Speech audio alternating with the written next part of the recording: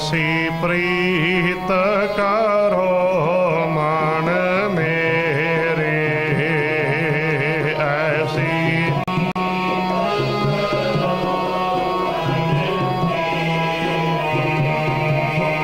ऐसी प्रीत करो मन मेरे,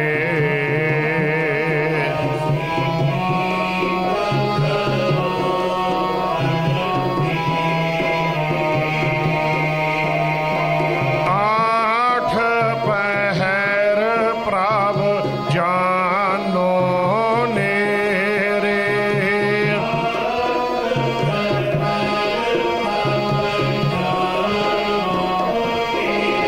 ऐसी प्रीत करो मन मेरे,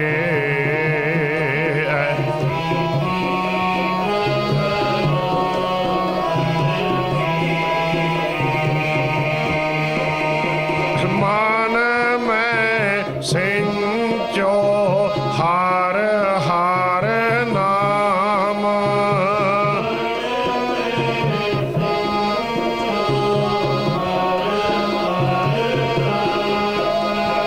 तान दिन कीर्तन हर गुण गाम,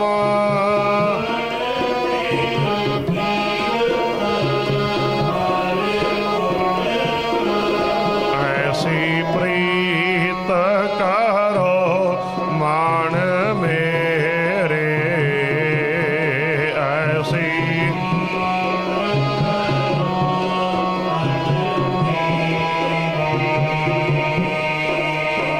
आठ पहर प्रभ जानो नेरे,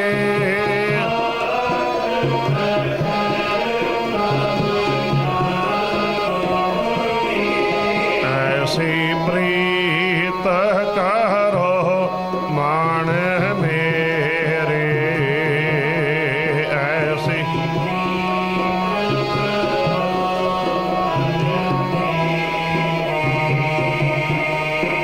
कहो नानक जाके निर्मल भाग,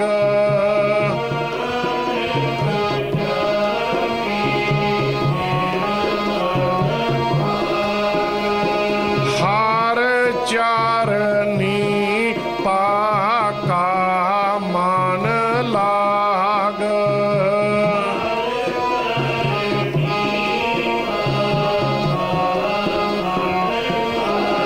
ऐसी प्रीत करो मन मेरे, ऐसी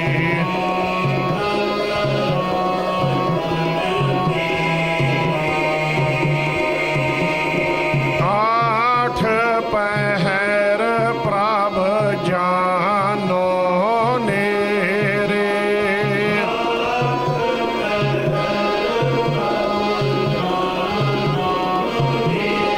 ऐसी प्रीत करो मन मेरे, ऐसी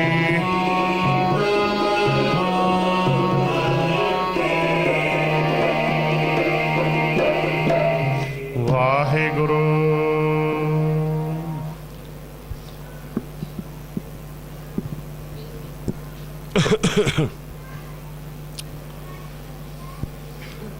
ਸਾਹਿਬ ਸ੍ਰੀ ਗੁਰੂ ਗ੍ਰੰਥ ਸਾਹਿਬ ਜੀ ਪਾਤਸ਼ਾਹ ਦੀ ਹਜ਼ੂਰੀ ਵਿੱਚ ਸੁਸ਼ੋਭਤ ਗੁਰੂ ਪਿਆਰੀ ਸਾਧ ਸੰਗਤ ਜੀ, ਬੜਭਾਗੇ ਹਾਂ। ਸਤ ਸੰਗਤ ਦੀਆਂ ਅਮੋਲਕ ਘੜੀਆਂ ਪ੍ਰਾਪਤ ਹੋਈਆਂ। ਆਪਣੀਆਂ ਸੁਰਤੀਆਂ ਨੂੰ ਇਕਾਗਰ ਰੱਖਦੇ ਹੋਏ ਆਪਸ ਵਿੱਚ ਪਾਈਏ ਫਤਿਹ ਦੀ ਸਾਂਝ। ਪ੍ਰੇਮ ਤੇ ਸਤਿਕਾਰ ਨਾਲ ਸਾਰੀ ਸੰਗਤ ਬੋਲਿਓ ਜੀ ਵਾਹਿਗੁਰੂ ਜੀ ਕਾ ਖਾਲਸਾ ਵਾਹਿਗੁਰੂ ਜੀ ਕੀ ਫਤਿਹ। ਆਓ ਸਾਧ ਸੰਗਤ, ਸਤ ਸੰਗਤ ਦੀਆਂ ਅਮੋਲਕ ਘੜੀਆਂ ਪ੍ਰਾਪਤ ਹੋਈਆਂ। ਇਸ ਸਟੇਜ ਦਾ ਸਾਡੇ ਵੱਲੋਂ ਅੱਜ ਇਹ ਸਮਾਪਤੀ ਦਾ ਦੀਵਾਨ ਹੈ। ਆਪਾਂ ਕੋਸ਼ਿਸ਼ ਕਰਾਂਗੇ ਵੱਧ ਤੋਂ ਵੱਧ ਨੁਕਤਿਆਂ ਦੇ ਉੱਤੇ ਵਿਚਾਰ ਹੋ ਸਕੇ। ਇਸ ਕਰਕੇ ਆਪਾਂ ਸ਼ਬਦ ਦੀ ਵਿਚਾਰ ਸੰਖੇਪ ਦੇ ਵਿੱਚ ਕਰਕੇ ਉਪਰੰਤ ਕੁਝ ਵੱਖ-ਵੱਖ ਨੁਕਤਿਆਂ ਦੇ ਉੱਤੇ ਵਿਚਾਰ ਕਰਨ ਦੀ ਕੋਸ਼ਿਸ਼ ਕਰਾਂਗੇ। ਬਿਲਾਵਲ ਰਾਗ ਦੇ ਵਿੱਚੋਂ ਪੰਜਵੇਂ ਪਾਤਸ਼ਾਹ ਜੀ ਦਾ ਸ਼ਬਦ ਆਪਾਂ ਨੇ ਗਾਇਨ ਕੀਤਾ ਹੈ। ਬਿਲਾਵਲ ਮਹਿਲਾ ਪੰਜਵਾਂ। ਮਨ ਮੈਂ ਸਿੰਚੋ ਹਰ ਹਰ ਨਾਮ, ਅਣ ਦਿਨ ਕੀਰਤਨ ਹਰ ਗੁਣ ਗਾਮ। ਗੁਰੂ ਜੀ ਫਰਮਾਨ ਕਰਦੇ ਹਨ, ਮਨ ਦੇ ਵਿੱਚ ਹਰੀ ਪਰਮਾਤਮਾ ਦੇ ਨਾਮ ਨੂੰ ਸਿੰਜ। ਸਿੰਜਣ ਦਾ ਕੀ ਅਰਥ ਹੈ? ਜਿਸ ਤਰ੍ਹਾਂ ਕਿਸਾਨ ਆਪਣੀ ਖੇਤੀ ਨੂੰ ਸਿੰਜਦਾ ਹੈ, ਭਾਵ ਕਿ ਲਗਾਤਾਰ ਪਾਣੀ ਛੱਡ ਕੇ ਤਰ ਕਰਦਾ ਹੈ, ਜਿਹਨੂੰ ਆਪਾਂ ਪਿੰਡਾਂ ਦੇ ਵਿੱਚ ਜ਼ਮੀਨ ਰਮਾਉਣੀ ਵੀ ਕਹਿ ਦਿੰਦੇ ਹਾਂ। ਰਮਾਉਣੀ ਲਫ਼ਜ਼ ਕਹਿੰਦੇ ਹੋ ਤੁਸੀਂ? ਹਾਂਜੀ, ਇਹਨੂੰ ਕਹਿੰਦੇ ਨੇ ਸਿੰਜਣਾ, ਸਿੰਚਾਈ ਕਰਨੀ। ਜਿਸ ਤਰ੍ਹਾਂ ਕਿਸਾਨ ਲਗਾਤਾਰ ਪਾਣੀ ਛੱਡ ਕੇ ਆਪਣੀ ਜ਼ਮੀਨ ਉਹਨੂੰ ਸਿੰਜਦਾ ਹੈ, ਇਸੇ ਤਰ੍ਹਾਂ ਗੁਰੂ ਜੀ ਕਹਿੰਦੇ ਤੂੰ ਆਪਣੇ ਮਨ ਨੂੰ ਪਰਮਾਤਮਾ ਦੀ ਯਾਦ ਦੇ ਨਾਲ ਸਿੰਜ ਲੈ, ਭਾਵ ਕਿ ਤਰ ਕਰ ਲੈ। ਮਨ ਮੈਂ ਸਿੰਚੋ ਹਰ ਹਰ ਨਾਮ, ਅਣ ਦਿਨ ਕੀਰਤਨ ਹਰ ਗੁਣ ਗਾਮ। ਫਿਰ ਇਸ ਮਨ ਨੂੰ ਪਰਮਾਤਮਾ ਦੀ ਯਾਦ ਨਾਲ ਕਿਵੇਂ ਤਰ ਕਰੀਏ? ਗੁਰੂ ਜੀ ਕਹਿੰਦੇ ਹਰ ਰੋਜ਼, ਅਣ ਦਿਨ। ਅਣ ਦਿਨ ਦਾ ਭਾਵ ਕੀ ਹੈ? ਹਰ ਰੋਜ਼, ਨਿਤ। ਅਣ ਦਿਨ ਕੀਰਤਨ, ਨਿਤ ਪਰਮਾਤਮਾ ਦਾ ਜਸ, ਹਰ ਗੁਣ ਪਰਮਾਤਮਾ ਦੇ ਗੁਣ ਗਾਮ ਗਾ। ਗਾਉਣਾ ਕੇਵਲ ਸਾਜ਼ਾਂ ਦੇ ਨਾਲ ਨਹੀਂ ਹੁੰਦਾ। ਗੁਰਬਾਣੀ ਨੂੰ ਜਦੋਂ ਆਪਾਂ ਲੈਣਾ ਪੜ੍ਹਦੇ ਹਾਂ, ਇਹ ਵੀ ਪਰਮਾਤਮਾ ਦੇ ਗੁਣ ਗਾਉਣੇ ਹੈ, ਕਿਉਂਕਿ ਹਰ ਕੋਈ ਸਾਜ਼ ਨਹੀਂ ਵਜਾ ਸਕਦਾ। ਜਿਸ ਤਰ੍ਹਾਂ ਨੌਵੇਂ ਪਾਤਸ਼ਾਹ ਜੀ ਕਹਿੰਦੇ ਹਨ, ਗੁਣ ਗੋਬਿੰਦ ਗਾਇਓ ਨਹੀਂ, ਜਨਮ ਅਕਾਰਥ ਕੀਨ। ਗੁਰੂ ਜੀ ਆਪਣੇ ਤੇ ਪ੍ਰਸ਼ਨ ਕਰਦੇ ਆ ਵੀ ਪ੍ਰਮਾਤਮਾ ਦੇ ਗੁਣ ਕਾਤੇ ਨਹੀਂ ਗਾਏ? ਗੁਣ ਗੋਬਿੰਦ ਗਾਇਓ ਨਹੀਂ, ਜਨਮ ਅਕਾਰਥ ਕੀਨ। ਤੇ ਜੇ ਆਪਾਂ ਇਹ ਸਮਝਿਆ ਹੋਵੇ ਵੀ ਪ੍ਰਮਾਤਮਾ ਦੇ ਗੁਣ ਤਾਂ ਸਾਜ਼ਾਂ ਨਾਲ ਹੀ ਗਾਏ ਜਾਂਦੇ ਐ, ਫਿਰ ਤਾਂ ਆਪਾਂ ਇਹੀ ਜਵਾਬ ਦੇਵਾਂਗੇ, ਜਾਂ ਸਾਡਾ ਮਨ ਇਹੀ ਜਵਾਬ ਦਿਓ ਨਾ ਵੀ ਮਹਾਰਾਜ ਸਾਨੂੰ ਹਾਰਮੋਨੀਅਮ ਤਬਲਾ ਨਹੀਂ ਵਜਾਉਣਾ ਆਉਂਦਾ ਸੀ ਤਾਂ ਨਹੀਂ ਗਾਏ। ਬੋਲੋ ਸਤਨਾਮ। ਫਿਰ ਆਪਾਂ ਇਹੀ, ਫਿਰ ਗਲਤ ਉੱਤਰ ਹੋ ਗਿਆ ਨਾ। ਭਾਵ ਕਿ ਆਪਾਂ ਇਹੀ ਸੋਚਾਂਗੇ ਵੀ ਅਸੀਂ ਕਿਹੜਾ ਜੀ ਗਾਉਣ ਜਾਣਦੇ ਸੀ। ਨਹੀਂ ਭਾਈ, ਗੁਰਬਾਣੀ ਨੂੰ ਲੈਣਾ ਪੜ੍ਹਨਾ, ਪਰਮਾਤਮਾ ਦੇ ਗੁਣ ਗਾਉਣੇ। ਅਸਲ ਵਿੱਚ ਗੁਣ ਗਾਉਣਾ ਇਹ ਤਾਂ ਬਾਹਰੀ ਅਰਥ ਹੋ ਗਿਆ। ਅਸਲ ਕੀ ਅਰਥ ਹੈ? ਗੁਰਬਾਣੀ ਦੇ ਗਿਆਨ ਨੂੰ ਧਿਆਨ ਨਾਲ ਸੁਣ ਕੇ ਜ਼ਿੰਦਗੀ 'ਚ ਗੁਰੂ ਦੇ ਵਚਨ ਨੂੰ ਕਮਾਉਣਾ, ਫਿਰ ਸਾਡਾ ਮਨ ਗਾ ਰਿਹਾ। ਆ ਵੀ ਭਾਵ ਹੈ ਗਹਿਰਾ। ਫਿਰ ਇੱਕ ਇਸ਼ਾਰਾ ਬਾਣੀ 'ਚ ਦੇਵਾਂ, ਦੇਖੋ, ਗੁਰ ਸਤਿਗੁਰ ਕਾ ਜੋ ਸਿੱਖਾ ਖਾਏ, ਸੋ ਭਲ ਕੇ ਉਠ ਹਰ ਨਾਮ ਧਿਆਵੈ। ਉਦਮ ਕਰੇ ਭਲ ਕੇ ਪ੍ਰਭਾਤੀ, ਇਸ਼ਨਾਨ ਕਰੇ ਅੰਮ੍ਰਿਤਸਰ ਨਹਾਵੈ। ਉਪਦੇਸ਼ ਗੁਰੂ ਹਰ ਹਰ ਜਪ ਜਾਪੈ, ਸਭ ਕਿਲ ਵਿਖ ਪਾਪ ਦੋਖ ਲਹਿ, ਫਿਰ ਚੜ੍ਹੈ ਦਿਵਸ। ਆਹ ਗੱਲ ਪੜੋ ਵੀ ਪਹਿਲੀਆਂ ਪੰਕਤੀਆਂ ਪੜੋ ਵੀ ਪਰਮਾਤਮਾ ਦੇ ਨਾਮ ਜਪੋ, ਬਾਣੀ ਰਾਹੀਂ ਪਰਮਾਤਮਾ ਦੇ ਗੁਣ ਗਾਓ, ਫਿਰ ਚੜ੍ਹੈ ਦਿਵਸ ਦਾ ਗੁਰਬਾਣੀ, ਫਿਰ ਚੜ੍ਹੈ ਦਿਵਸ ਗੁਰਬਾਣੀ ਗਾਵੇ ਦਾ ਕੀ ਅਰਥ ਹੋਇਆ? ਬੁੱਝੋ ਵੀ ਗੁਰਬਾਣੀ ਤਾਂ ਪਹਿਲਾਂ ਵੀ ਗਾਲੀ, ਗੁਰ ਸਤਿਗੁਰ ਕਾ ਜੋ ਸਿੱਖਾ ਖਾਏ, ਸੋ ਭਲ ਕੇ ਉਠ ਹਰ ਨਾਮ ਧਿਆਵੈ। ਉਦਮ ਕਰੇ ਭਲ ਕੇ ਪ੍ਰਭਾਤੀ, ਇਸ਼ਨਾਨ ਕਰੇ ਅੰਮ੍ਰਿਤਸਰ ਨਾ। ਅੰਮ੍ਰਿਤਸਰ ਸਮਝ ਗਏ ਨਾ? ਪ੍ਰਮਾਣ ਲੈ ਲਓ ਬਾਣੀ ਦੇ ਵਿੱਚੋਂ ਹੀ, ਸਤਿਗੁਰ ਹੈ ਅੰਮ੍ਰਿਤਸਰ ਸਾਚਾ, ਮਨ ਨਹਾਵੈ ਮੈਲ ਚੁਕਾਵਣਿਆ। ਸਤਿਗੁਰੂ ਹੀ ਅੰਮ੍ਰਿਤ ਦਾ ਸੱਚਾ ਸਰੋਵਰ ਹੈ। ਗੁਰਬਾਣੀ ਨੂੰ ਸੁਣ ਕੇ ਮਨ ਦੀ ਮੈਲ ਕੱਢਣੀ ਹੈ। ਗੁਰਬਾਣੀ ਨੂੰ ਧਿਆਨ ਨਾਲ ਸੁਣਨਾ ਅੰਮ੍ਰਿਤਸਰ ਜੀ ਕਾ ਇਸ਼ਨਾਨ ਹੈ। ਹੋਰ ਪ੍ਰਮਾਣ ਲੈ ਲਓ, ਸਤਿਗੁਰ ਪੁਰਖ ਅੰਮ੍ਰਿਤਸਰ, ਬੜਭਾਗੀ ਨਹਾਵਹਿ ਆਏ। ਸਤਿਗੁਰੂ ਅੰਮ੍ਰਿਤ ਦਾ ਸਰੋਵਰ ਹੈ, ਵੱਡੇ ਭਾਗਾਂ ਵਾਲੇ ਹੀ ਗਿਆਨ ਦਾ ਇਸ਼ਨਾਨ ਕਰਦੇ ਹੈ। ਬੋਲੋ ਸਤਨਾਮ। ਬੜਭਾਗੀ ਨਹਾਵਹਿ, ਬਾਣੀ ਦਾ ਅਰਥ ਬਾਣੀ 'ਚੋਂ ਕੀਤਾ, ਮੈਂ ਆਪਣੇ ਕੋਲੋਂ ਨਹੀਂ ਕੀਤਾ ਜੀ। ਹੁਣ ਦੇਖੋ, ਗੁਰਬਾਣੀ ਦਾ ਇਸ਼ਨਾਨ ਤਾਂ ਕਰ ਲਿਆ, ਫਿਰ ਚੜ੍ਹੈ ਦਿਵਸ ਗੁਰਬਾਣੀ ਗਾਵੇ ਦਾ ਕੀ ਅਰਥ ਹੋਇਆ? ਭਾਵ ਕਿ ਦਿਨ ਚੜ੍ਹ ਗਿਆ, ਆਪਾਂ ਆਪਣੇ ਕੰਮਕਾਰ 'ਚ ਪੈ ਗਏ। ਦੁਕਾਨ ਵਾਲਾ ਦੁਕਾਨ 'ਤੇ ਚਲਿਆ ਗਿਆ, ਠੀਕ ਹੈ ਜੀ, ਦਫ਼ਤਰ ਵਾਲਾ ਦਫ਼ਤਰ ਚਲਿਆ ਗਿਆ, ਜੋ ਵੀ ਕੰਮਕਾਰ ਹੈ ਉੱਥੇ ਫਿਰ ਕਿਵੇਂ ਗਾਓਗੇ? ਭਾਵ ਕਿ ਜੋ ਸੁਭਾ ਜੀਵ ਨਾਲ ਬੋਲਿਆ ਸੀ, ਧਿਆਨ ਨਾਲ ਸੁਣਿਆ ਸੀ, ਮਨ ਨੇ ਉਹ ਗੁਣ ਨੂੰ ਗਾਉਂਦੇ ਰਹਿਣਾ, ਦੁਕਾਨ ਤੇ ਵੀ, ਦਫ਼ਤਰ 'ਚ ਵੀ, ਜਿੱਥੇ ਵੀ ਤੁਸੀਂ ਵਿਚਰਦੇ ਹੋ। ਭਾਵ ਕਿ ਜਿਹੜੇ ਸੁਭਾ ਵਚਨ ਪੜ੍ਹੇ ਸੀ ਉਹ ਦਿਨੇ ਹੁਣ ਕੰਮਕਾਰ 'ਚ ਕਮਾਉਣੇ ਹੈ। ਗੁਰੂ ਦੇ ਵਚਨਾਂ ਨੂੰ ਕਮਾਉਣਾ ਹੀ ਗਾਉਣਾ ਹੈ। ਬੋਲੋ ਸਤਨਾਮ। ਹਾਂਜੀ, ਬੜੇ ਗਹਿਰੇ ਅਰਥ ਹੁੰਦੇ ਆ ਬਾਣੀ ਦੇ। ਜੇ ਅਸੀਂ ਗੁਰੂ ਦੇ ਵਚਨ ਨੂੰ ਸੁਣ ਕੇ ਛੱਡ ਦਿੱਤਾ ਤਾਂ ਸਾਡਾ ਮਨ ਗੁਰੂ ਦੇ ਵਚਨਾਂ ਨੂੰ ਗਾ ਨਹੀਂ ਰਿਹਾ, ਕਿ ਮਨ ਵਿੱਚ ਗਿਆ ਹੀ ਨਹੀਂ ਵਚਨ। ਮਨ ਵਿੱਚ ਲੈ ਜਾਓ, ਗਾ ਵੀ ਹੈ, ਸੁਣੀ ਹੈ, ਮਨ ਰੱਖੀ ਹੈ। ਬਸ ਮਨ ਵਿੱਚ ਜਿਹੜਾ ਪਿਆਰ ਹੈ ਨਾ, ਮਨ ਜਿਵੇਂ ਕਿ ਆਪਾਂ ਪੜ੍ਹਿਆ ਸੀ, ਹੱਕ ਪਰਾਇਆ ਨਾਨਕਾ ਉਸ ਸੂਅਰ ਉਸ ਗਾਏ, ਗੁਰ ਪੀਰ ਹਾਮਾ ਤਾਂ ਭਰੇ ਜਾਂ। ਹੁਣ ਦੁਕਾਨ ਤੇ ਜਾਂ ਦਫ਼ਤਰ ਵਿੱਚ ਇਸ ਗੁਣ ਨੂੰ ਗਾਉਂਦੇ ਰਹਿਣਾ, ਭਾਵ ਕਿ ਕਦੇ ਵੀ ਕਿਸੇ ਦਾ ਹੱਕ ਨਹੀਂ ਖਾਣਾ। ਜੇ ਆਪਾਂ ਕਿਸੇ ਦਾ ਹੱਕ ਖਾਂਦੇ ਹਾਂ, ਸਾਡੇ ਮਨ ਨੇ ਇਹ ਗੁਣ ਗਾਇਆ ਨਹੀਂ। ਬੋਲੋ ਸਤਨਾਮ। ਪੜ੍ਹਿਆ ਤਾਂ ਸੀ ਹੱਕ ਪਰਾਇਆ ਨਾਨਕਾ, ਪਰ ਮਨ ਨੇ ਕੋਈ ਨਹੀਂ ਗਾਇਆ। ਜੇ ਮਨ ਨੇ ਗੁਣ ਗਾ ਲਿਆ ਹੁੰਦਾ, ਜੇ ਮਨ ਵਿੱਚ ਇਹ ਗੁਣ ਚਲਿਆ ਜਾਂਦਾ, ਫਿਰ ਆਪਾਂ ਕਿਸੇ ਦਾ ਹੱਕ ਕਿਉਂ ਖਾਂਦੇ? ਫਿਰ ਹੱਕ ਕਿਉਂ ਖਾਂਦੇ? ਇਸ ਕਰਕੇ ਇੱਦਾਂ ਗੁਰਬਾਣੀ ਦੇ ਭਾਵ ਅਰਥਾਂ ਨੂੰ ਸਮਝਣਾ ਹੁੰਦਾ ਹੈ। ਚਲੋ ਰਹੋ ਵਿਚਾਰ, ਆਪਾਂ ਵਿਸ਼ੇ ਵੱਲ ਆਈਏ। ਗੱਲ ਚੱਲ ਰਹੀ ਸੀ, ਮਨ ਮੈਂ ਸਿੰਚੋ ਹਰ ਹਰ ਨਾਮ, ਆਣ ਦਿਨ ਕੀਰਤਨ ਹਰ ਗੁਣ ਗਾਮ। ਹਰ ਰੋਜ਼ ਨਿਤ ਗੁਰਬਾਣੀ ਰੱਬੀ ਬਾਣੀ ਦੇ ਰਾਹੀਂ ਅਸੀਂ ਪ੍ਰਮਾਤਮਾ ਦੇ ਗੁਣਾਂ ਨੂੰ ਗਾਉਣਾ ਹੈ, ਪ੍ਰਮਾਤਮਾ ਦਾ ਜਸ ਕਰਨਾ ਹੈ। ਭਾਵ ਕਿ ਲੈਣਾ ਬਾਣੀ ਪੜ੍ਹਨੀ ਹੈ, ਧਿਆਨ ਨਾਲ ਸੁਣਨੀ ਹੈ, ਮਨ ਵਿੱਚ ਵਸਾਉਣੀ ਹੈ। ਦਿਨੇ ਫਿਰ ਤੁਰਦੇ ਫਿਰਦੇ ਗੁਰੂ ਦੇ ਵਚਨਾਂ ਨੂੰ ਜ਼ਿੰਦਗੀ 'ਚ ਕਮਾਉਣਾ ਹੈ, ਤਾਂ ਇਹ ਜੀਵਨ ਸਫਲ ਹੁੰਦਾ ਹੈ। ਅਣ ਦਿਨ ਕੀਰਤਨ ਹਰ ਗੁਣ ਗਾਮ। ਅਗਲੀ ਪੰਕਤੀ, ਐਸੀ ਪ੍ਰੀਤ ਕਰੋ ਮਨ ਮੇਰੇ, ਆਠ ਪਹਿਰ ਪ੍ਰਭ ਜਾਨੋ ਨੇਰੇ ਰਹਾਓ। ਮੇਰੇ ਮਨ ਪ੍ਰਮਾਤਮਾ ਨਾਲ ਐਸੀ ਪ੍ਰੀਤ ਕਰ। ਕੈਸੀ ਪ੍ਰੀਤ ਕਰ? ਅਗਲੀ ਪੰਕਤੀ ਦੱਸਤਾ, ਆਠ ਪਹਿਰ ਪ੍ਰਭ ਜਾਨੋ ਨੇਰੇ ਰਹਾਓ। ਅੱਠੇ ਪਹਿਰ ਹੀ ਪ੍ਰਮਾਤਮਾ ਨੂੰ ਨੇੜੇ ਜਾਣ। ਅੱਠੇ ਪਹਿਰ ਦਾ ਭਾਵ ਹਰ ਵੇਲੇ, ਹਰ ਥਾਂ ਵਿੱਚ ਹੀ ਆ ਗਿਆ, ਕਿਉਂਕਿ ਹਰ ਵੇਲੇ ਅਸੀਂ ਇੱਕ ਥਾਂ ਤੇ ਤਾਂ ਨਹੀਂ ਬੈਠੇ ਹੁੰਦੇ ਨਾ, ਵੀ ਹਰ ਥਾਂ ਕਹਿਣ ਦੀ ਲੋੜ ਨਹੀਂ। ਅੱਠ ਪਹਿਰ ਕਹਿ ਦਿੱਤਾ, ਵੀ ਅੱਠੇ ਪਹਿਰਾਂ 'ਚ ਕਦੀ ਆਪਾਂ ਘਰ ਹੁੰਦੇ ਹਾਂ, ਕਦੀ ਕੰਮ ਤੇ ਹੁੰਦੇ ਹਾਂ, ਕਦੇ ਕਿਤੇ ਕਦੇ ਕਿਤੇ। ਹਰ ਵੇਲੇ ਹਰ ਥਾਂ ਪ੍ਰਮਾਤਮਾ ਨੂੰ ਨੇੜੇ ਜਾਣ। ਐਸੀ ਪ੍ਰੀਤ ਕਰੋ ਮਨ ਮੇਰੇ, ਆਠ ਪਹਿਰ ਪ੍ਰਭ ਜਾਨੋ ਨੇਰੇ ਰਹਾਓ। ਕਾਹੋ ਨਾਨਕ ਜਾ ਕੇ ਨਿਰਮਲ ਭਾਗ। ਗੁਰੂ ਨਾਨਕ ਬਾਬਾ ਜੀ ਪੰਜਵੇਂ ਸਰੂਪ 'ਚ ਵਚਨ ਕਹਿ ਰਹੇ ਹਨ। ਮਹਿਲਾ ਪੰਜਵਾਂ ਦਾ ਪਾਠ ਹੈ। ਕਾਹੋ ਨਾਨਕ ਜਾ ਕੇ ਨਿਰਮਲ ਭਾਗ। ਗੁਰੂ ਜੀ ਕਹਿੰਦੇ ਜਿਸ ਦੇ ਮੱਥੇ ਦੇ ਭਾਗ ਪਵਿੱਤਰ ਹੈ, ਚੰਗੇ ਹੈ, ਨਿਰਮਲ ਭਾਗ। ਹਰ ਚਰਨੀ ਤਾਕਾ ਮਨ ਲਾਗ। ਪਰਮਾਤਮਾ ਦੇ ਚਰਨਾਂ ਵਿੱਚ ਉਸ ਦਾ ਮਨ ਲੱਗਦਾ ਹੈ। ਅਰਥ ਹੋ ਗਿਆ। ਹੁਣ ਨਿਰਮਲ ਭਾਗ ਦੀ ਗੱਲ ਖੋਲੋ ਬਾਣੀ 'ਚੋਂ। ਜੇ ਆਪਾਂ ਇਸ ਵਚਨ ਦਾ ਵੀ ਭਾਵਨਾ ਖੋਲ੍ਹਿਆ, ਫੇਰ ਤੁਸੀਂ ਕਹੋਗੇ ਵੀ ਆਪਾਂ ਤਾਂ ਵਰੀਆਂ ਜੀ, ਗੁਰੂ ਸਾਹਿਬ ਨੇ ਕਿਹਾ ਜਿਹਦੇ ਮੱਥੇ ਦੇ ਚੰਗੇ ਭਾਗ ਹੈ ਭਾਈ, ਉਹਨਾਂ ਦਾ ਪਰਮਾਤਮਾ ਦੇ ਚਰਨਾਂ 'ਚ ਮਨ ਲਾ, ਦੂਜੀ ਦਾ ਲੱਗਦਾ ਨਹੀਂ। ਚੱਲ ਭਾਈ, ਜੇ ਚੰਗੇ ਭਾਗ ਹੋਏ ਤਾਂ ਮਨ ਲੱਗ ਜੂਗਾ, ਨਹੀਂ ਨਾ ਲੱਗੇ। ਬੋਲੋ ਸਤਨਾਮ। ਤਸੱਲੀ ਜੀ ਕਰ ਲਾਂਗੇ ਨਾ। ਜਦੋਂ ਅੱਖਰੀ ਅਰਥਾਂ ਦੇ ਰੋਗੇ ਗੜਬੜ ਬਹੁਤ ਹੁੰਦੀ ਹੈ। ਹੁਣ ਇਹਦਾ ਭਾਵ ਸਮਝੋ ਕੀ ਹੈ। ਕਾਹੋ ਨਾਨਕ ਜਾ ਕੇ ਨਿਰਮਲ। ਪਹਿਲਾਂ ਤਾਂ ਬਾਣੀ ਤੋਂ ਇਹ ਸਮਝੋ ਵੀ ਭਾਗ ਕਿਵੇਂ ਬਣਦੇ ਹੈ, ਫਿਰ ਗੱਲ ਸਮਝ ਆ ਜੂਗੀ। ਲਓ ਜੀ, ਹੁਣ ਭਾਗ ਦੀ ਗੱਲ ਖੁੱਲ੍ਹ ਕੇ ਬਾਣੀ ਚੋਂ ਹੀ ਪੜ੍ਹਿਓ ਪੰਕਤੀ, ਜਿਹੜੇ ਬਾਣੀ ਪੜ੍ਹਦੇ ਹੋ। ਦਿਨ ਰਾਤ ਕਮਾਏ ਅੜੋ। ਦੁਬਾਰੇ ਪੜ੍ਹੋ।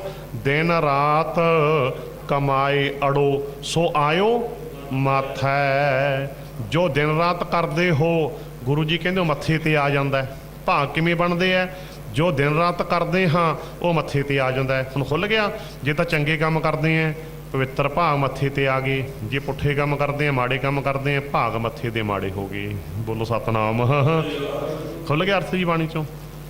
ਬਸ ਇੱਕੋ ਹੀ ਫਾਰਮੂਲਾ ਤੁਸੀਂ ਯਾਦ ਰੱਖਿਓ। ਬਾਰ-ਬਾਰ ਦਾਸ ਨੇ ਇੱਥੇ ਸਾਰੇ ਦਿਨਾਂ 'ਚ ਕਿਹਾ ਵੀ ਗੁਰੂ ਦੀ ਬਾਣੀ ਗੁਰੂ ਤੋਂ ਹੀ ਸਮਝਣੀ ਹੈ। ਬਸ ਦੇਖੋ, ਗੁਰਬਾਣੀ ਦਾ ਅਰਥ ਆਪਾਂ ਗੁਰਬਾਣੀ 'ਚੋਂ ਖੋਲ੍ਹ ਲਿਆ, ਆਪਾਂ ਆਪਣੀ ਬਦਬਾਨੀ ਕੋਈ ਨਹੀਂ ਕੰਮ ਕਰਦੀ ਨਾ। ਬਸ ਗੁਰੂ ਤੋਂ ਸਮਝੋ ਹਰ ਗੱਲ। ਇਸ ਕਰਕੇ ਦਿਨ ਰਾਤ ਕਮਾਏ ਅੜੋ, ਸੋ ਆਇਓ ਮੱਥ ਹੈ। ਜੇ ਦਿਨ ਰਾਤ ਅਸੀਂ ਪਵਿੱਤਰ ਕੰਮ ਕਰਦੇ ਹਾਂ, ਮੱਥੇ ਦੇ ਭਾਗ ਪਵਿੱਤਰ ਬਣ ਗਏ। ਜੇ ਮਾੜੇ ਕੰਮ ਕਰਦੇ ਹਾਂ, ਮਾੜੇ ਬਣ ਗਏ। ਤੇ ਗੁਰੂ ਜੀ ਕਹਿੰਦੇ ਇਹਨਾਂ ਦੇ ਮੱਥੇ ਦੇ ਚੰਗੇ ਭਾਗ ਹੈ, ਉਹਨਾਂ ਦਾ ਮਨ ਲੱਗਦਾ। ਭਾਵ ਅਰਥ ਕੀ ਬਣ ਗਿਆ? ਜਿਹੜੇ ਦਿਨ ਰਾਤ ਚੰਗੇ ਕੰਮ ਕਰਦੇ ਹੈ, ਉਹਨਾਂ ਦਾ ਧਿਆਨ ਪਰਮਾਤਮਾ 'ਚ ਟਿਕਦਾ। ਪੁੱਠੇ ਕੰਮ ਕਰਨ ਦਾ ਧਿਆਨ ਨਹੀਂ ਜੁੜਦਾ। ਬੋਲੋ ਸਤਨਾਮ। ਨਾ ਜਿਹਨੇ ਰਾਤ ਨੂੰ ਹੋਟਲ 'ਚ ਬਦਫੈਲੀਆਂ ਕੀਤੀਆਂ, ਮਹਿਫਲਾਂ 'ਚ ਬਦਫੈਲੀਆਂ, ਤੜਕੇ ਉੱਠ ਕੇ ਰੱਬ ਨਾਲ ਜੁੜ ਜੂ, ਕਿਉਂ ਭਾਗ ਹੀ ਮਾੜੇ ਹੈ।